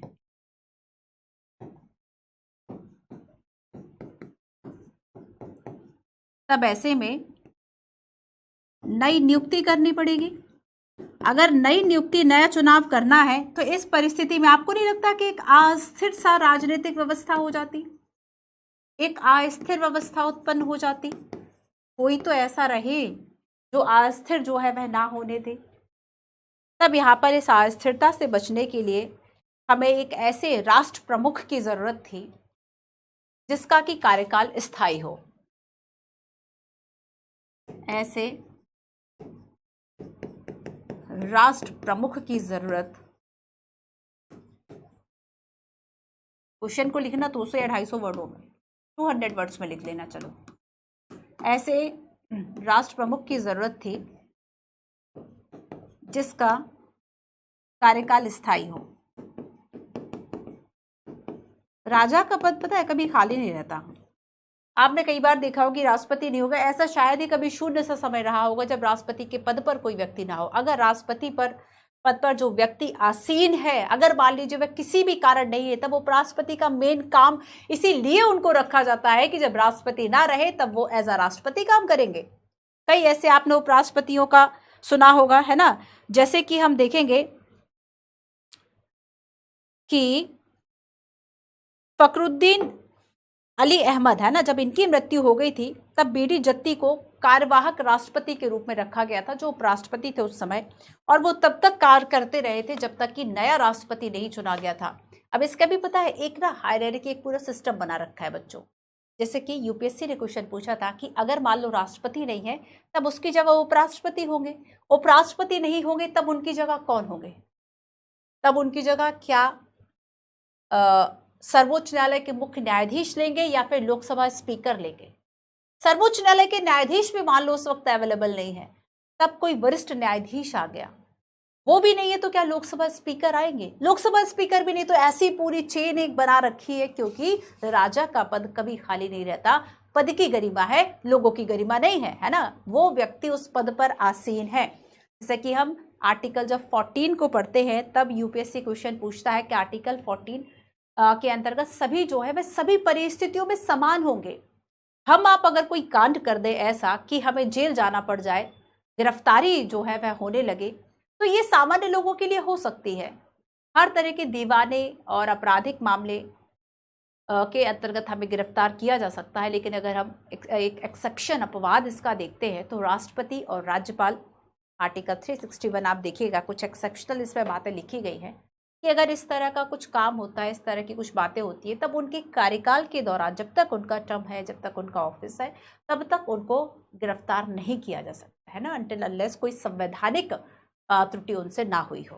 तो यहाँ पर हम देखेंगे कि हमें राष्ट्रपति की आवश्यकता इसलिए है ताकि हम इस तरीके का जो अस्थिर था, तो यहाँ पर सामान्य परिस्थितियों में हम कहेंगे कि राष्ट्रपति की एक भूमिका हमें समझ में आती है, और प्रधानमंत्री की जो नियुक्ति का काम है वह भी ये करते हैं। अब हम बात करते हैं सरकार की राष्ट्रपति की कुछ शक्तियों की। ठीक है, 2 क्वेश्चन देखेंगे राष्ट्रपति की शक्तियों के बारे में।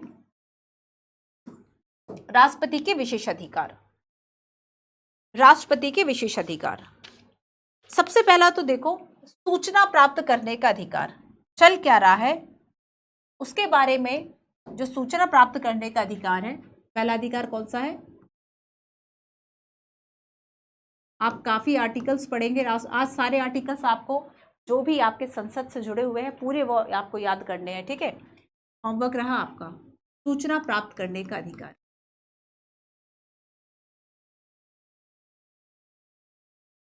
और ये सूचना कहा जाता है कि मंत्रिपरिषद और राष्ट्रपति के बीच की कड़ी कौन होता है? राष्ट्रपति और मंत्रिपरिषद। तो कहा जाता है कि मंत्रिपरिषद की सलाह पर काम करेगी, लेकिन मंत्रिपरिषद का जो प्रमुख है वो तो पीएम है, तो इनके बीच की जो कड़ी है वह पीएम होंगे, है ना। तो पीएम अपनी इच्छा से भी, और जब राष्ट्रपति उनसे सूचना मांगे कि चल क्या रहा है ना, तब सारी सूचना प्राप्त करने का जो अधिकार है वह राष्ट्रपति के पास होगा। ठीक है, वह राष्ट्रपति के पास होगा, और साथ ही पीएम का यह दायित्व भी है, ध्यान रखना, राष्ट्रपति का अधिकार है और पीएम का दायित्व है। पीएम का दायित्व है कि वह इस तरह की जो भी सूचना है, इंपॉर्टेंट जो भी सूचना है, अगर वो सोच भी रहे हैं मंत्रिपरिषद किसी पर, उनका कोई मत भी है, भले वो विधेयक के रूप में या कोई निर्णय ना लिया जाए, तब भी उस मत से राष्ट्रपति को परिचित कराना, ये भी पीएम का एक तरह से नैतिक दायित्व है। ठीक है, सो पीएम का दायित्व है कि इस तरह की सूचना दे। लेकिन हमने देखा कि जो राष्ट्रपति है, अब एक राष्ट्रपति जो है वह मंत्रिपरिषद की सलाह पर काम कर रहे थे, तो मंत्रिपरिषद को वो कोई विधेयक पुनर्विचार के लिए लौटा सकते हैं, लौटा दिया, मंत्रिपरिषद ने फिर भेज दिया, तो आफ्टर पुनर्विचार 2 लिख दूं, समझ जाओगे। पुनर्विचार के बाद अगर ये वापस जो है वह आ गया, तब राष्ट्रपति बाध्य हो जाएंगे। अब तो ये बाध्य होगा सेकंड टाइम में, इसी सलाह के अनुसार काम करेंगे। तो राष्ट्रपति की ये जो शक्ति है वो सीमित हुई या असीमित हुई? सीमित तब मानी जाती जब आप कितने बार भी वापस कर पाते। तो राष्ट्रपति की ये वाली जो शक्ति है कि आप मंत्रिपरिषद को पुनर्विचार के लिए विधेयक जो है वह लौटा सकते हो, ये शक्ति बच्चों कैसी है? सीमित शक्ति है, ना कि असीमित। आपको ये सीमित वर्ड याद रखना है, ठीक है। सीमित शक्ति है पुनर्विचार वाली, दूसरी बार आया तब तो आपको बात माननी ही है, दोबारा तो आप बाध्य हो जाएंगे। एक और शक्ति जिसको कि हम वीटो पावर कहते हैं। एक काम आपको करना है, क्लास कम से कम 4 घंटे की हो जाएगी अगर मैं सारी चीजें आपको बताने लगी तो। वीटो पावर के को लेकर अमेरिका और इंडिया के बारे में क्या कंपैरिजन है एक बार देख लेना। वीटो शक्ति जिसे कि निषेधाधिकार भी कहा जाता है, निषेधाधिकार है ना, मना करने का अधिकार, निषेध करने का अधिकार, तो निषेधाधिकार भी कहा जाता है, ठीक है। अब देखो वीटो पावर क्या है। वीटो पावर में आप देखेंगे कि धन विधेयक को छोड़कर मनी बिल पर ये पुनर्विचार के लिए आप नहीं लौटा सकते, ये बात यूपीएससी ने पूछी है। स्टार लगा दूं, मनी बिल है ना। और ऐसा क्यों? क्योंकि मनी बिल के बारे में स्पेशल जो शक्ति है वह लोकसभा के पास है। धन विधेयक को छोड़कर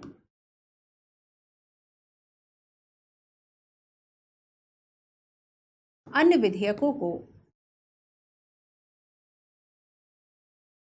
विधेयकों को वापस लौटा सकते हैं।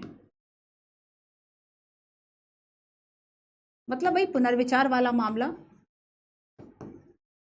है ना। लेकिन अगर वही दोबारा आए तब तो दोबारा में बाध्य हो जाते, इसका मतलब राष्ट्रपति की यह जो शक्ति है वह सीमित है। एक और क्या केवल सभी विधेयक पर ऐसा ही हो सकता है? और कोई शक्ति है ही नहीं राष्ट्रपति के पास? है, एक और शक्ति है ना। और ये शक्ति बच्चों जेबी वीटो या फिर पॉकेट वीटो। पॉकेट वीटो है ना, जो आप पॉकेट में कोई चीज रख ले और आप देना, वो वाली शक्ति है पॉकेट वीटो। इसे जेबी वीटो भी कहा जाता है। ये शक्ति होती है कि आप अनंत समय के लिए, या फिर समय इसका होगा कि असीमित समय हो जाएगा है ना, या फिर बिना किसी समय सीमा के। तो पॉकेट वीटो में होगा बिना किसी टाइम लिमिट के, बिना किसी समय सीमा के आपको लौटा, ऐसा नहीं है कि 1 महीने 2 महीने में वापस ही करना है। बिना किसी समय सीमा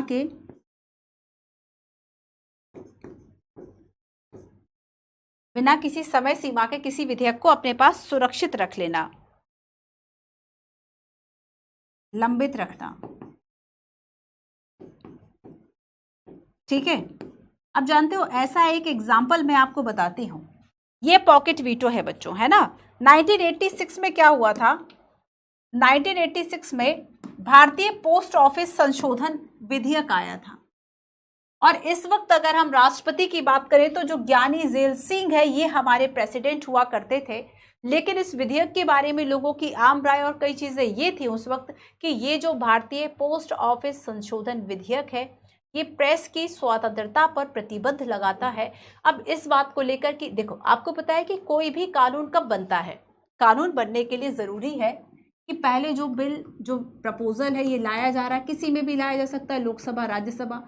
अगर लोकसभा में आया है तब राज्यसभा में भेजा जाएगा, राज्यसभा में पेश किया गया तो लोकसभा में स्वीकृति के लिए। अब दोनों ने जब पास कर दिया तो फिर ये प्रेसिडेंट ऑफ इंडिया के पास गया, और जब इन्होंने इस पे साइन कर दिए तब ये जो बिल है और ये एक्ट बन जाता है, और जिस दिन साइन करेंगे उस दिन से ये लागू माना जाएगा। ये पूरा प्रोसेस है।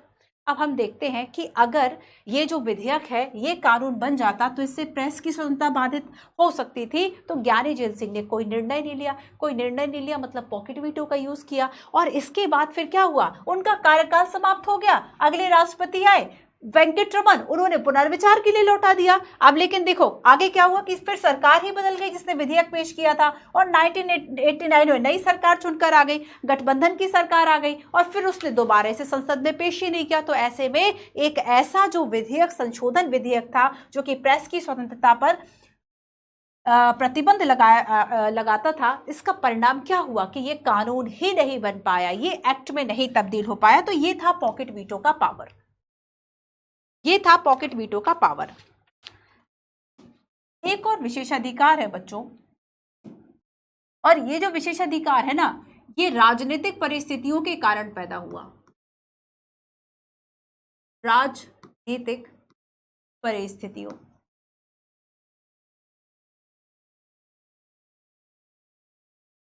राजनीतिक परिस्थितियों के कारण विशेषाधिकार ये आया। आपको पता है पीएम के लिए एग्जैक्ट जो टर्म संविधान में यूज किया गया है वह ये है कि पीएम की नियुक्ति राष्ट्रपति करेंगे। हाँ, लेकिन पहली बात तो यही लिखी है, दूसरी बात उसके बाद ये लिखी हुई है कि हाँ, किसी भी व्यक्ति को पीएम नहीं बना सकते, लोकसभा में जो बहुमत दल का नेता है उसे ही आप पीएम बना पाओगे। जब तक लोकसभा में कांग्रेस को स्पष्ट बहुमत मिलता रहा तब तक पीएम उसी व्यक्ति को नियुक्त करने में कोई दिक्कत नहीं थी।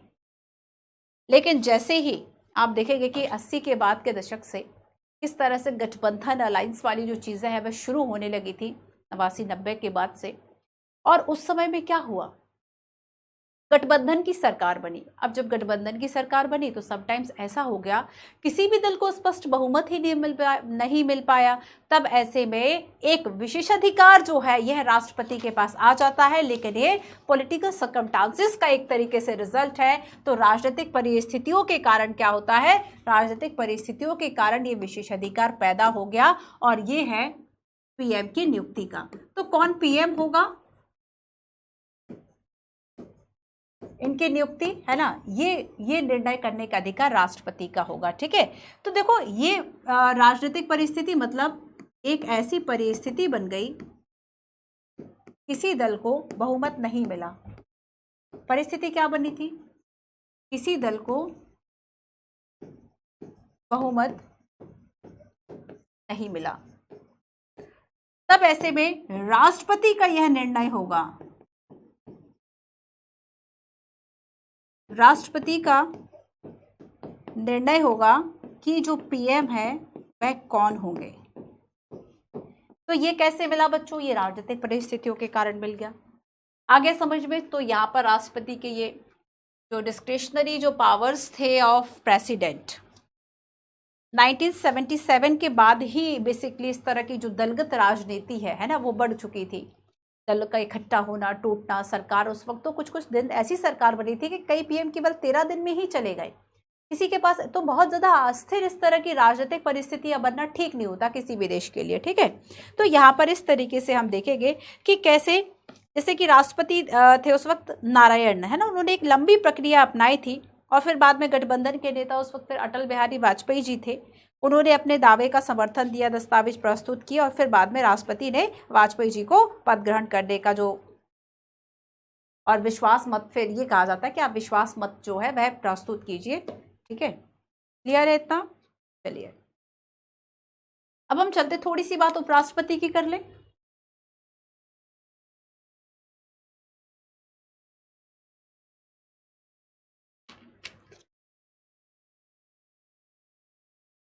जैसे कि देखो, ये मैंने आपको पॉइंट बताया है ना, देख लेना इसको। उपराष्ट्रपति जी के बारे में बहुत ज़्यादा चर्चा नहीं है। अच्छा ये बताओ कि ये जो पद है वाइस प्रेसिडेंट का, ये हमने कहाँ से लिया है, किस देश से हमने ये जो पद है वह लिया है, बताओ जरा। 5 वर्ष के लिए उपराष्ट्रपति को चुना जाता है। आप जिसे राज्यसभा के सभापति के रूप में जानते हैं, वो मेन काम होगा उपराष्ट्रपति। उपराष्ट्रपति मुख्य रूप से राज्यसभा के सभापति के रूप में उनको वेतन मिलता है। लेकिन देखो अंतर यहाँ पर हम देखेंगे, सेम वही प्रणाली अपनाई जाती है, लेकिन एक डिफरेंस। अब ध्यान रखना, इसमें 2 बातें इंपॉर्टेंट जहां से क्वेश्चंस आते हैं बच्चों।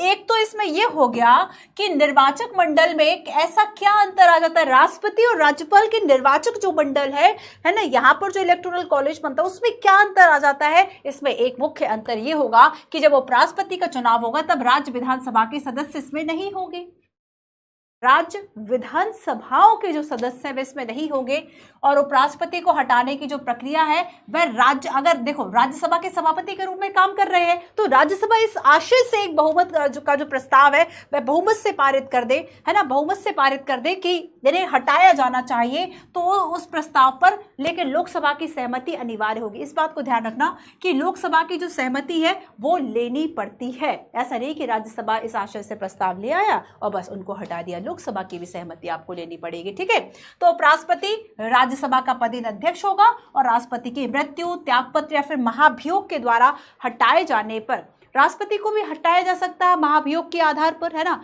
हम देखेंगे कि महाभियोग जो वर्ड है वह किसके लिए यूज किया गया, ये इंपॉर्टेंट है, बताइएगा आप, है ना। चलिए अब हम आ जाते हैं PM and council of ministers. PM and council of ministers, है ना। पीएम क्या होगा, प्रधानमंत्री और काउंसिल ऑफ मिनिस्टर मंत्रिपरिषद। तो मंत्रिपरिषद का जो प्रधान होगा, जो नेता होगा, वो पीएम होगा।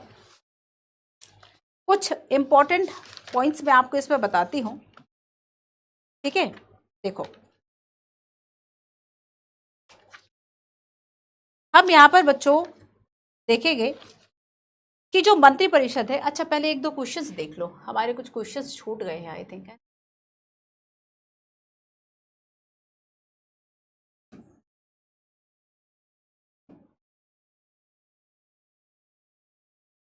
राष्ट्रपति मंत्रिपरिषद द्वारा दी गई सलाह को वापस भेज सकता है और परिषद के निर्णय पर पुनर्विचार के लिए कह सकता। अगर यही लिखा होता कि पुनर्विचार के लिए नहीं भेज सकता, गलत हो जाता। परिषद अभी भी उसी सलाह को वापस भेज सकती है, राष्ट्रपति तब उस सलाह को मानने के लिए बाध्य होंगे। तो यहाँ पर ये जो बाध्यता है ना, ये बाध्य होना इस शक्ति को सीमित करने वाली बात है। तो असीमित कब होता? बस ऐसे ही कोड वर्ड से पढ़ो बच्चों, इंपॉर्टेंट कीवर्ड से पढ़ो, याद रहेगी चीजें। असीमित तब होता जब कितनी भी बार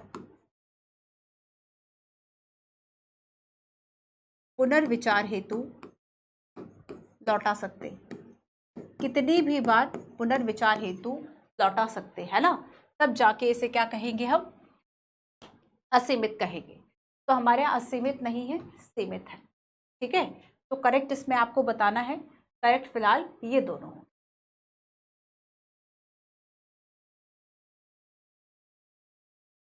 राष्ट्रपति के पास वीटो शक्ति भी है, जिसके द्वारा वह संसद द्वारा पारित विधेयकों, धन विधेयक के अलावा, अगर ऐसा आ जाता, यूपीएससी ने क्वेश्चन पूछा कि राष्ट्रपति सभी विधेयकों को पुनर्विचार के लिए वापस भेज सकते हैं, गलत हो जाता। वीटो की शक्ति असीमित है, लो आ गया। वीटो की शक्ति असीमित नहीं है। असीमित शक्ति है क्या? नहीं, क्योंकि एक वीटो तो ये होता है कि पुनर्विचार के लिए आपने लौटा दिया और वही दोबारा आ गया, तब तो बाध्य हो गए, फिर असीमित कैसे? राष्ट्रपति बिना किसी समय सीमा के बिल को अपने पास लंबित रख सकता है, इसे कभी कभी पॉकेट वीटो, जेबी वीटो कह दिया जाता है। एग्जैक्टली दोनों बातें सही। अगर यहाँ पे ये लिखा होता ना कि सभी को लौटा सकता है तो गलत हो जाता। धन विधेयक नहीं, धन विधेयक को क्यों नहीं लौटा सकते? क्योंकि उसके बारे में धन विधेयक कोई मनी बिल है या नहीं, उसको कैसे पारित किया जा रहा है, या फिर धन से संबंधित स्पेशल जो विशेष अधिकार है वह लोकसभा के पास है। सो 1 और 3 है ना, ये इसमें क्या होंगे? सही होंगे। तो इसमें आपको करेक्ट बताना था, ठीक है। तो वीटो शक्ति है, पहला भी सही है और तीसरा जो है ये भी सही है, ठीक है। 1 और 3, चलो इसको कर लेते हैं। 1 और 3 सही है, 1 और 3।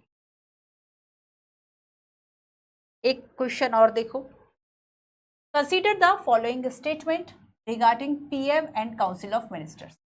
कार्यपालिका के संसदीय स्वरूप में यह आवश्यक है कि पीएम को राज्यसभा में भी बहुमत का समर्थन मिले। क्या ऐसा है कि राज्यसभा में भी बहुमत का समर्थन, या फिर हमने जाना कि अब तक पीएम उस व्यक्ति को नियुक्त करेंगे राष्ट्रपति जो लोकसभा में बहुमत दल का नेता होगा, तो राज्यसभा में बहुमत की कोई कंडीशन है नहीं। औपचारिक रूप से बहुमत के समर्थन वाले नेता को राष्ट्रपति के द्वारा पीएम के रूप में नियुक्त किया जाता है। क्या ये सही है? पढ़ चुके हम इसको। पीएम और सभी मंत्रियों को संसद का सदस्य होना चाहिए। यदि कोई सांसद सदस्य ना रहे तो मंत्री या पीएम बनता है। ऐसे व्यक्ति को 1 वर्ष के भीतर संसद के लिए निर्वाचित होना पड़ता है। यहां मैं आपको केवल इस सेंटेंस को क्लियर करूंगी। आपको पता होना चाहिए कि ये सेंटेंस जो है वो यूपीएससी पूछ चुका है। ये बताओ कि किसी व्यक्ति को क्या मंत्री बनाया जा सकता है अगर वह सदन का सदस्य नहीं है? तो अगर वह सदन का सदस्य नहीं है तब याद रखना कि इसको मंत्री बनाया जा सकता है, लेकिन एक शर्त है, ठीक है। दूसरी बात शर्त की है कि आपको विदिन 6 मंथ, 6 माह के भीतर, 6 माह के भीतर किसी भी, कोई सदस्यता के लिए वो नहीं है कि आपको लोकसभा का बनना है, किसी भी सदन को चुनना पड़ेगा। किसी भी सदन का जो सदस्य है उसको उसका सदस्य आपको बनना होगा, ठीक है। नेक्स्ट क्वेश्चन, कार्यपालिका नियमित रूप से विधायिका के नियंत्रण और पर्यवेक्षण के अधीन होगी। कार्यपालिका नियमित रूप से विधायिका और के नियंत्रण में और पर्यवेक्षण होगी। कार्यपालिका विधायिका के नियंत्रण लिखा है, ना कि विधायिका कार्यपालिका के, ध्यान रखना। क्या ये सही है? बिल्कुल। मंत्रिपरिषद सामूहिक रूप से राष्ट्रपति के प्रति उत्तरदायी होंगे। मंत्रिपरिषद सामूहिक रूप से, कलेक्टिवली जो एक रिस्पॉन्सिबिलिटी बनती है वह लोकसभा के लिए बनती है। समटाइम्स लोकसभा नहीं वर्ड मिलता, आपको संसद वर्ड मिलेगा, वो भी सही है। एग्जैक्ट आपको पता होना चाहिए। मंत्रिपरिषद पीएम, आप देखोगे कि जब तक पीएम जो है वह एग्जिस्टेंस है तभी तक मंत्रिपरिषद का एग्जिस्टेंस है। जैसे ही पीएम जो है अपना रिजाइन करते हैं, मंत्रिपरिषद अपने आप भंग हो जाएगी। ठीक है। सामूहिक उत्तरदायित्व कैबिनेट की एकजुटता के सिद्धांत पर वर्क करते हैं। ठीक है, प्रिंसिपल ऑफ सॉलिडेरिटी। तो यहाँ पर हम एक साथ तैरेंगे, एक साथ डूबेंगे, साथ जिएंगे, साथ मरेंगे, ये वाली जो कस्में है ना, ये सामूहिक उत्तरदायित्व का जो सिद्धांत है यही है ना। तो यहाँ पर बेसिकली हम देखेंगे कि एकजुटता का जो सिद्धांत है ये फॉलो किया जाता है। तो यहाँ पर ये सेकंड स्टेटमेंट जो है वह रॉन्ग है, बाकी सही है। नेक्स्ट क्वेश्चन एक और देखो। पीएम द्वारा संचालित शक्ति विभिन्न स्रोतों, पीएम को जो शक्ति मिलती है वह कहाँ से आएगी? मंत्रिपरिषद पर नियंत्रण से, लोकसभा के नेतृत्व से, नौकरशाही पर कमान, मीडिया तक पहुंच, या चुनाव के दौरान व्यक्तित्व का उभार। ऐसा क्या क्या होगा जहां से पीएम को जो शक्ति है वह मिलेगी? ठीक है, क्लियर है। तो ये कुछ ऐसे क्वेश्चंस थे पीएम और काउंसिल ऑफ मिनिस्टर्स के बारे में। बच्चों मैं आपको पीएम और काउंसिल ऑफ मिनिस्टर्स जो है ये आगे विधायिका के साथ जो है, विधायिका वाला जो नेक्स्ट चैप्टर हम करेंगे उसके साथ मैं इस टॉपिक को कवर करवा दूंगी। यहाँ पर एक छोटा सा टॉपिक और मैं आपसे जल्दी से डिस्कस कर लेती हूँ, जो कि आपका ब्यूरोक्रेसी का। ठीक है, अब देखो यूपीएससी ने क्वेश्चन पूछा था कि ब्यूरोक्रेसी मतलब क्या। तो ब्यूरोक्रेसी या नौकरशाही एक ऐसी व्यवस्था, या नौकरशाही क्या है? एक ऐसी व्यवस्था, एक ऐसी व्यवस्था जो नियमों को लागू कराने का कार्य करेगी, है ना। या फिर हम ये कह सकते हैं कि जो नीतियां बन रही हैं, ठीक है, तो नीतियों को जमीनी स्तर पर लागू कराने का काम कौन करेगा? जमीनी स्तर पर लाने का जो काम है। आपको पता है कार्यपालिका होती है दो प्रकार की, है ना। देखो कार्यपालिका के प्रकार मैं आपको यहां पे बता रही हूं। कार्यपालिका कितने प्रकार की होगी बच्चों? कार्यपालिका के जो प्रकार हैं उनके नेचर के आधार पर दो तरह के होंगे। एक तो होगा आपका जो एक विशेष समय के लिए होगा, है ना। इसको एक कार्यपालिका होगी आपकी स्थायी कार्यपालिका, और एक होगी आपकी अस्थायी कार्यपालिका। अस्थायी जो कार्यपालिका है इसमें आएंगे मंत्री मिनिस्टर्स, जो कि किसी विशेष समय के लिए आए हैं, 5 साल के लिए। ठीक है, और आपको पता है अस्थायी कार्यपालिका के जो सदस्य हैं मंत्री, ये निर्वाचित होंगे। स्थायी कार्यपालिका में आपके ब्यूरोक्रेट्स, है ना, जो सिविल सेवक है ये आएंगे। और सिविल सर्वेंट में आपको पता होगा कि सिविल सर्वेंट जो है निर्वाचित नहीं होते, ये नियुक्त होते हैं। आप यूपीएससी और स्टेट पीसीएस का एग्जाम देते हो, एग्जाम के बाद पीटी मेंस इंटरव्यू जब आप क्लियर कर लेते हो तब आपकी जो नियुक्ति है वह की जाती है। तो सिविल सर्वेंट एक स्थायी होंगे, परमानेंट एग्जीक्यूटिव के हिस्से होंगे। ठीक है, और यहाँ पर याद रखना कि ये इनका कार्यकाल, पार्टियां आती जाती रहेंगी, ये तटस्थ होकर अपना जो काम है वह करते रहते हैं। ठीक है, ये तटस्थ होकर अपना जो काम है वह करते रहते हैं। क्लियर है इतना? तो बेसिकली एक दो क्वेश्चंस देखो जरा। सिविल सेवाओं के अगर हम वर्गीकरण की बात करें तो आप 3 तरह की सिविल सेवाएं देखते हैं। अखिल भारतीय सेवाएं, ठीक है, ऑल इंडिया सर्विसेज, जिसमें कि भारतीय प्रशासनिक सेवा, पुलिस सेवा है। आपने आईएफएस भी आपने सुना होगा, फॉरेस्ट या वन सेवा। 1966 में राज्यसभा ने अपना विशेषाधिकार यूज करते हुए, राज्यसभा के पास पता है आपको ये पावर है, संसद नहीं कहेंगे, राज्यसभा कहेंगे, लोकसभा के पास नहीं है, राज्यसभा के पास ये पावर है। आपको बताना है किस आर्टिकल में है, किस आर्टिकल में है ये पावर, जिसमें कि नई अखिल भारतीय सेवाओं के सृजन का जो अधिकार है वह राज्यसभा का है, और इसका प्रयोग करते हुए 66वें आईएफएस। केंद्रीय सेवाएं होती है ना, विदेश सेवा है, राज्य सेवा है, प्रांतीय सेवाएं जैसे कि प्रांतीय सिविल सेवाएं, 3 तरीके से हमने इसको बांटा। क्वेश्चन देखो जरा, लोकतंत्र में निर्वाचित प्रतिनिधि और मंत्री सरकार के प्रभारी होंगे और प्रशासन उनके नियंत्रण और पर्यवेक्षण में होगा। संसदीय प्रणाली में विधायिका प्रशासन पर भी नियंत्रण रखती है। विधायिका न केवल कार्यपालिका पर वरन प्रशासन पर भी नियंत्रण रखती है, बात सही है। नौकरशाही से राजनीतिक रूप से तटस्थ होने की उम्मीद की जाती है कि आज चाहे कांग्रेस हो चाहे बीजेपी हो, कल को फिर चाहे कांग्रेस आ गई, लेकिन आपको करना क्या है, आपको तटस्थ रहना है राजनीतिक रूप से। बस सरकार ने जो योजनाएं बना दी आप उसका लाभ लोगों के लिए दीजिए, चाहे मनरेगा हो चाहे आयुष्मान कार्ड हो, बस आपका काम क्या है, राजनीतिक रूप से तटस्थ रहना। यूपीएससी को भारत सरकार के सिविल सेवकों की भर्ती की प्रक्रिया संचालित करने का कार्य सौंपा गया। आपको बताना है कि which of statement is incorrect, है ना, अबाउट परमानेंट एग्जीक्यूटिव। 4 स्टेटमेंट है, एक इनकरेक्ट होगा। राज्यों के लिए भी इसी प्रकार के लिए लोक सेवा आयोग प्रदान किए गए। लोक सेवा आयोग के सदस्य एक निश्चित अवधि के लिए नियुक्त किए जाएंगे और उनका निष्कासन और निलंबन उच्च न्यायालय के एक न्यायाधीश की जांच के आधार पर होगा।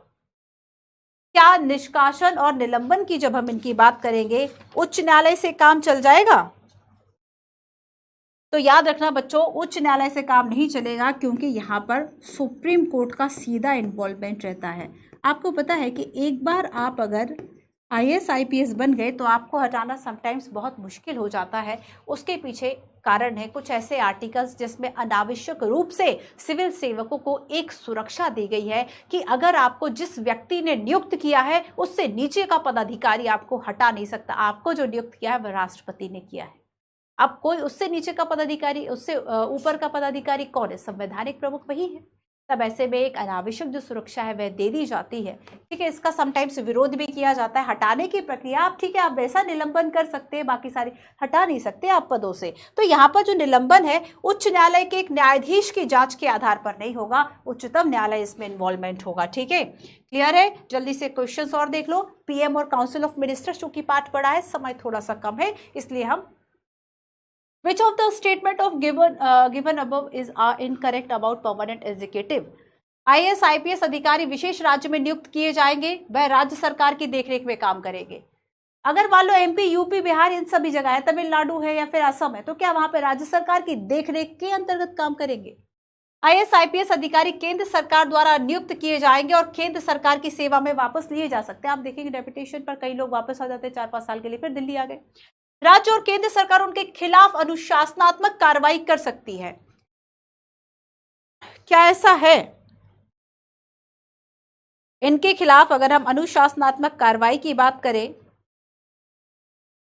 तो क्या केवल राज्य सरकार कर सकती है? अरे यही तो सुरक्षा है, केवल और केवल सेंट्रल, केवल केंद्र कर सकता है और नहीं कर सकता कोई। क्लियर? एक्सरसाइज के क्वेश्चन देखो। संसदीय कार्यपालिका का अर्थ क्या है? देखो ये NCERT का क्वेश्चन है, ये UPSC ने भी पूछा हुआ था, है ना। आप इसका आंसर आई होप आप कर लेंगे। 2 क्वेश्चन और देखो। मंत्रिपरिषद की सलाह राष्ट्रपति के लिए बाध्यकारी क्यों है? मंत्रिपरिषद की सलाह राष्ट्रपति के लिए बाध्यकारी क्यों है? 42 और 44वां संविधान संशोधन देख लेना बच्चों, पढ़ लेना, होमवर्क है आपका। और सारे कार्यपालिका से संबंधित आर्टिकल्स याद करना है। संविधान संशोधन। संसदीय प्रणाली ने कार्यपालिका को नियंत्रित करने के लिए विधायिका को बहुत से अधिकार दिए हैं। क्या आप सोचते हैं कि कार्यपालिका को नियंत्रित करना इतना आवश्यक है? देखो, जैसे कि UPSC ने क्वेश्चन पूछा था, प्रश्नकाल, शून्यकाल, बजट, क्या ये सब इसके टूल्स हैं? बिल्कुल हैं, ये तीनों ही इसके टूल्स होंगे। तो निष्कर्ष कहता है कि आधुनिक कार्यपालिका सरकार की एक अत्यंत शक्तिशाली संस्था है। सभी प्रकार की सरकारों में सरकार के अन्य अंगों की अपेक्षा कार्यपालिका ज्यादा शक्तिशाली होगी और इस कार्यपालिका पर लोकतांत्रिक नियंत्रण की आवश्यकता बढ़ जाती है। हमारे संविधान निर्माताओं की यह दूरदृष्टि ही थी कि उन्होंने कार्यपालिका को विधायिका के नियमित नियंत्रण और देखरेख में रखा और इस प्रकार संसदीय कार्यपालिका का चयन किया गया। समय समय पर होने वाले चुनाव, व्यक्तियों के प्रयोग, संवैधानिक अंकुश, लोकतांत्रिक राजनीति ने यह सुनिश्चित किया कि भारत में कार्यपालिका अनुत्तरदायी ना हो, है ना। तो हमने संसदीय व्यवस्था को क्यों अपनाया बच्चों? क्योंकि हम यहाँ पर एक उत्तरदायी जो स्वरूप है वह चाह रहे थे। तो हमने काफी सारी जो चर्चा है आज की क्लास में की, कार्यपालिका क्या है, कैसे काम करेगी, प्रीवियस ईयर के क्वेश्चंस देखे, मेंस के क्वेश्चंस देखे। चलिए, सो आज की क्लास में इतना ही। मिलते हैं कल की क्लास में, पढ़ेंगे विधायिका को, सरकार का एक और महत्वपूर्ण अंग, और साथ में पीएम और काउंसिल ऑफ मिनिस्टर्स, जो आपका टॉपिक छूटा है विधायिका के साथ कवर हो जाएगा। Thank you so much.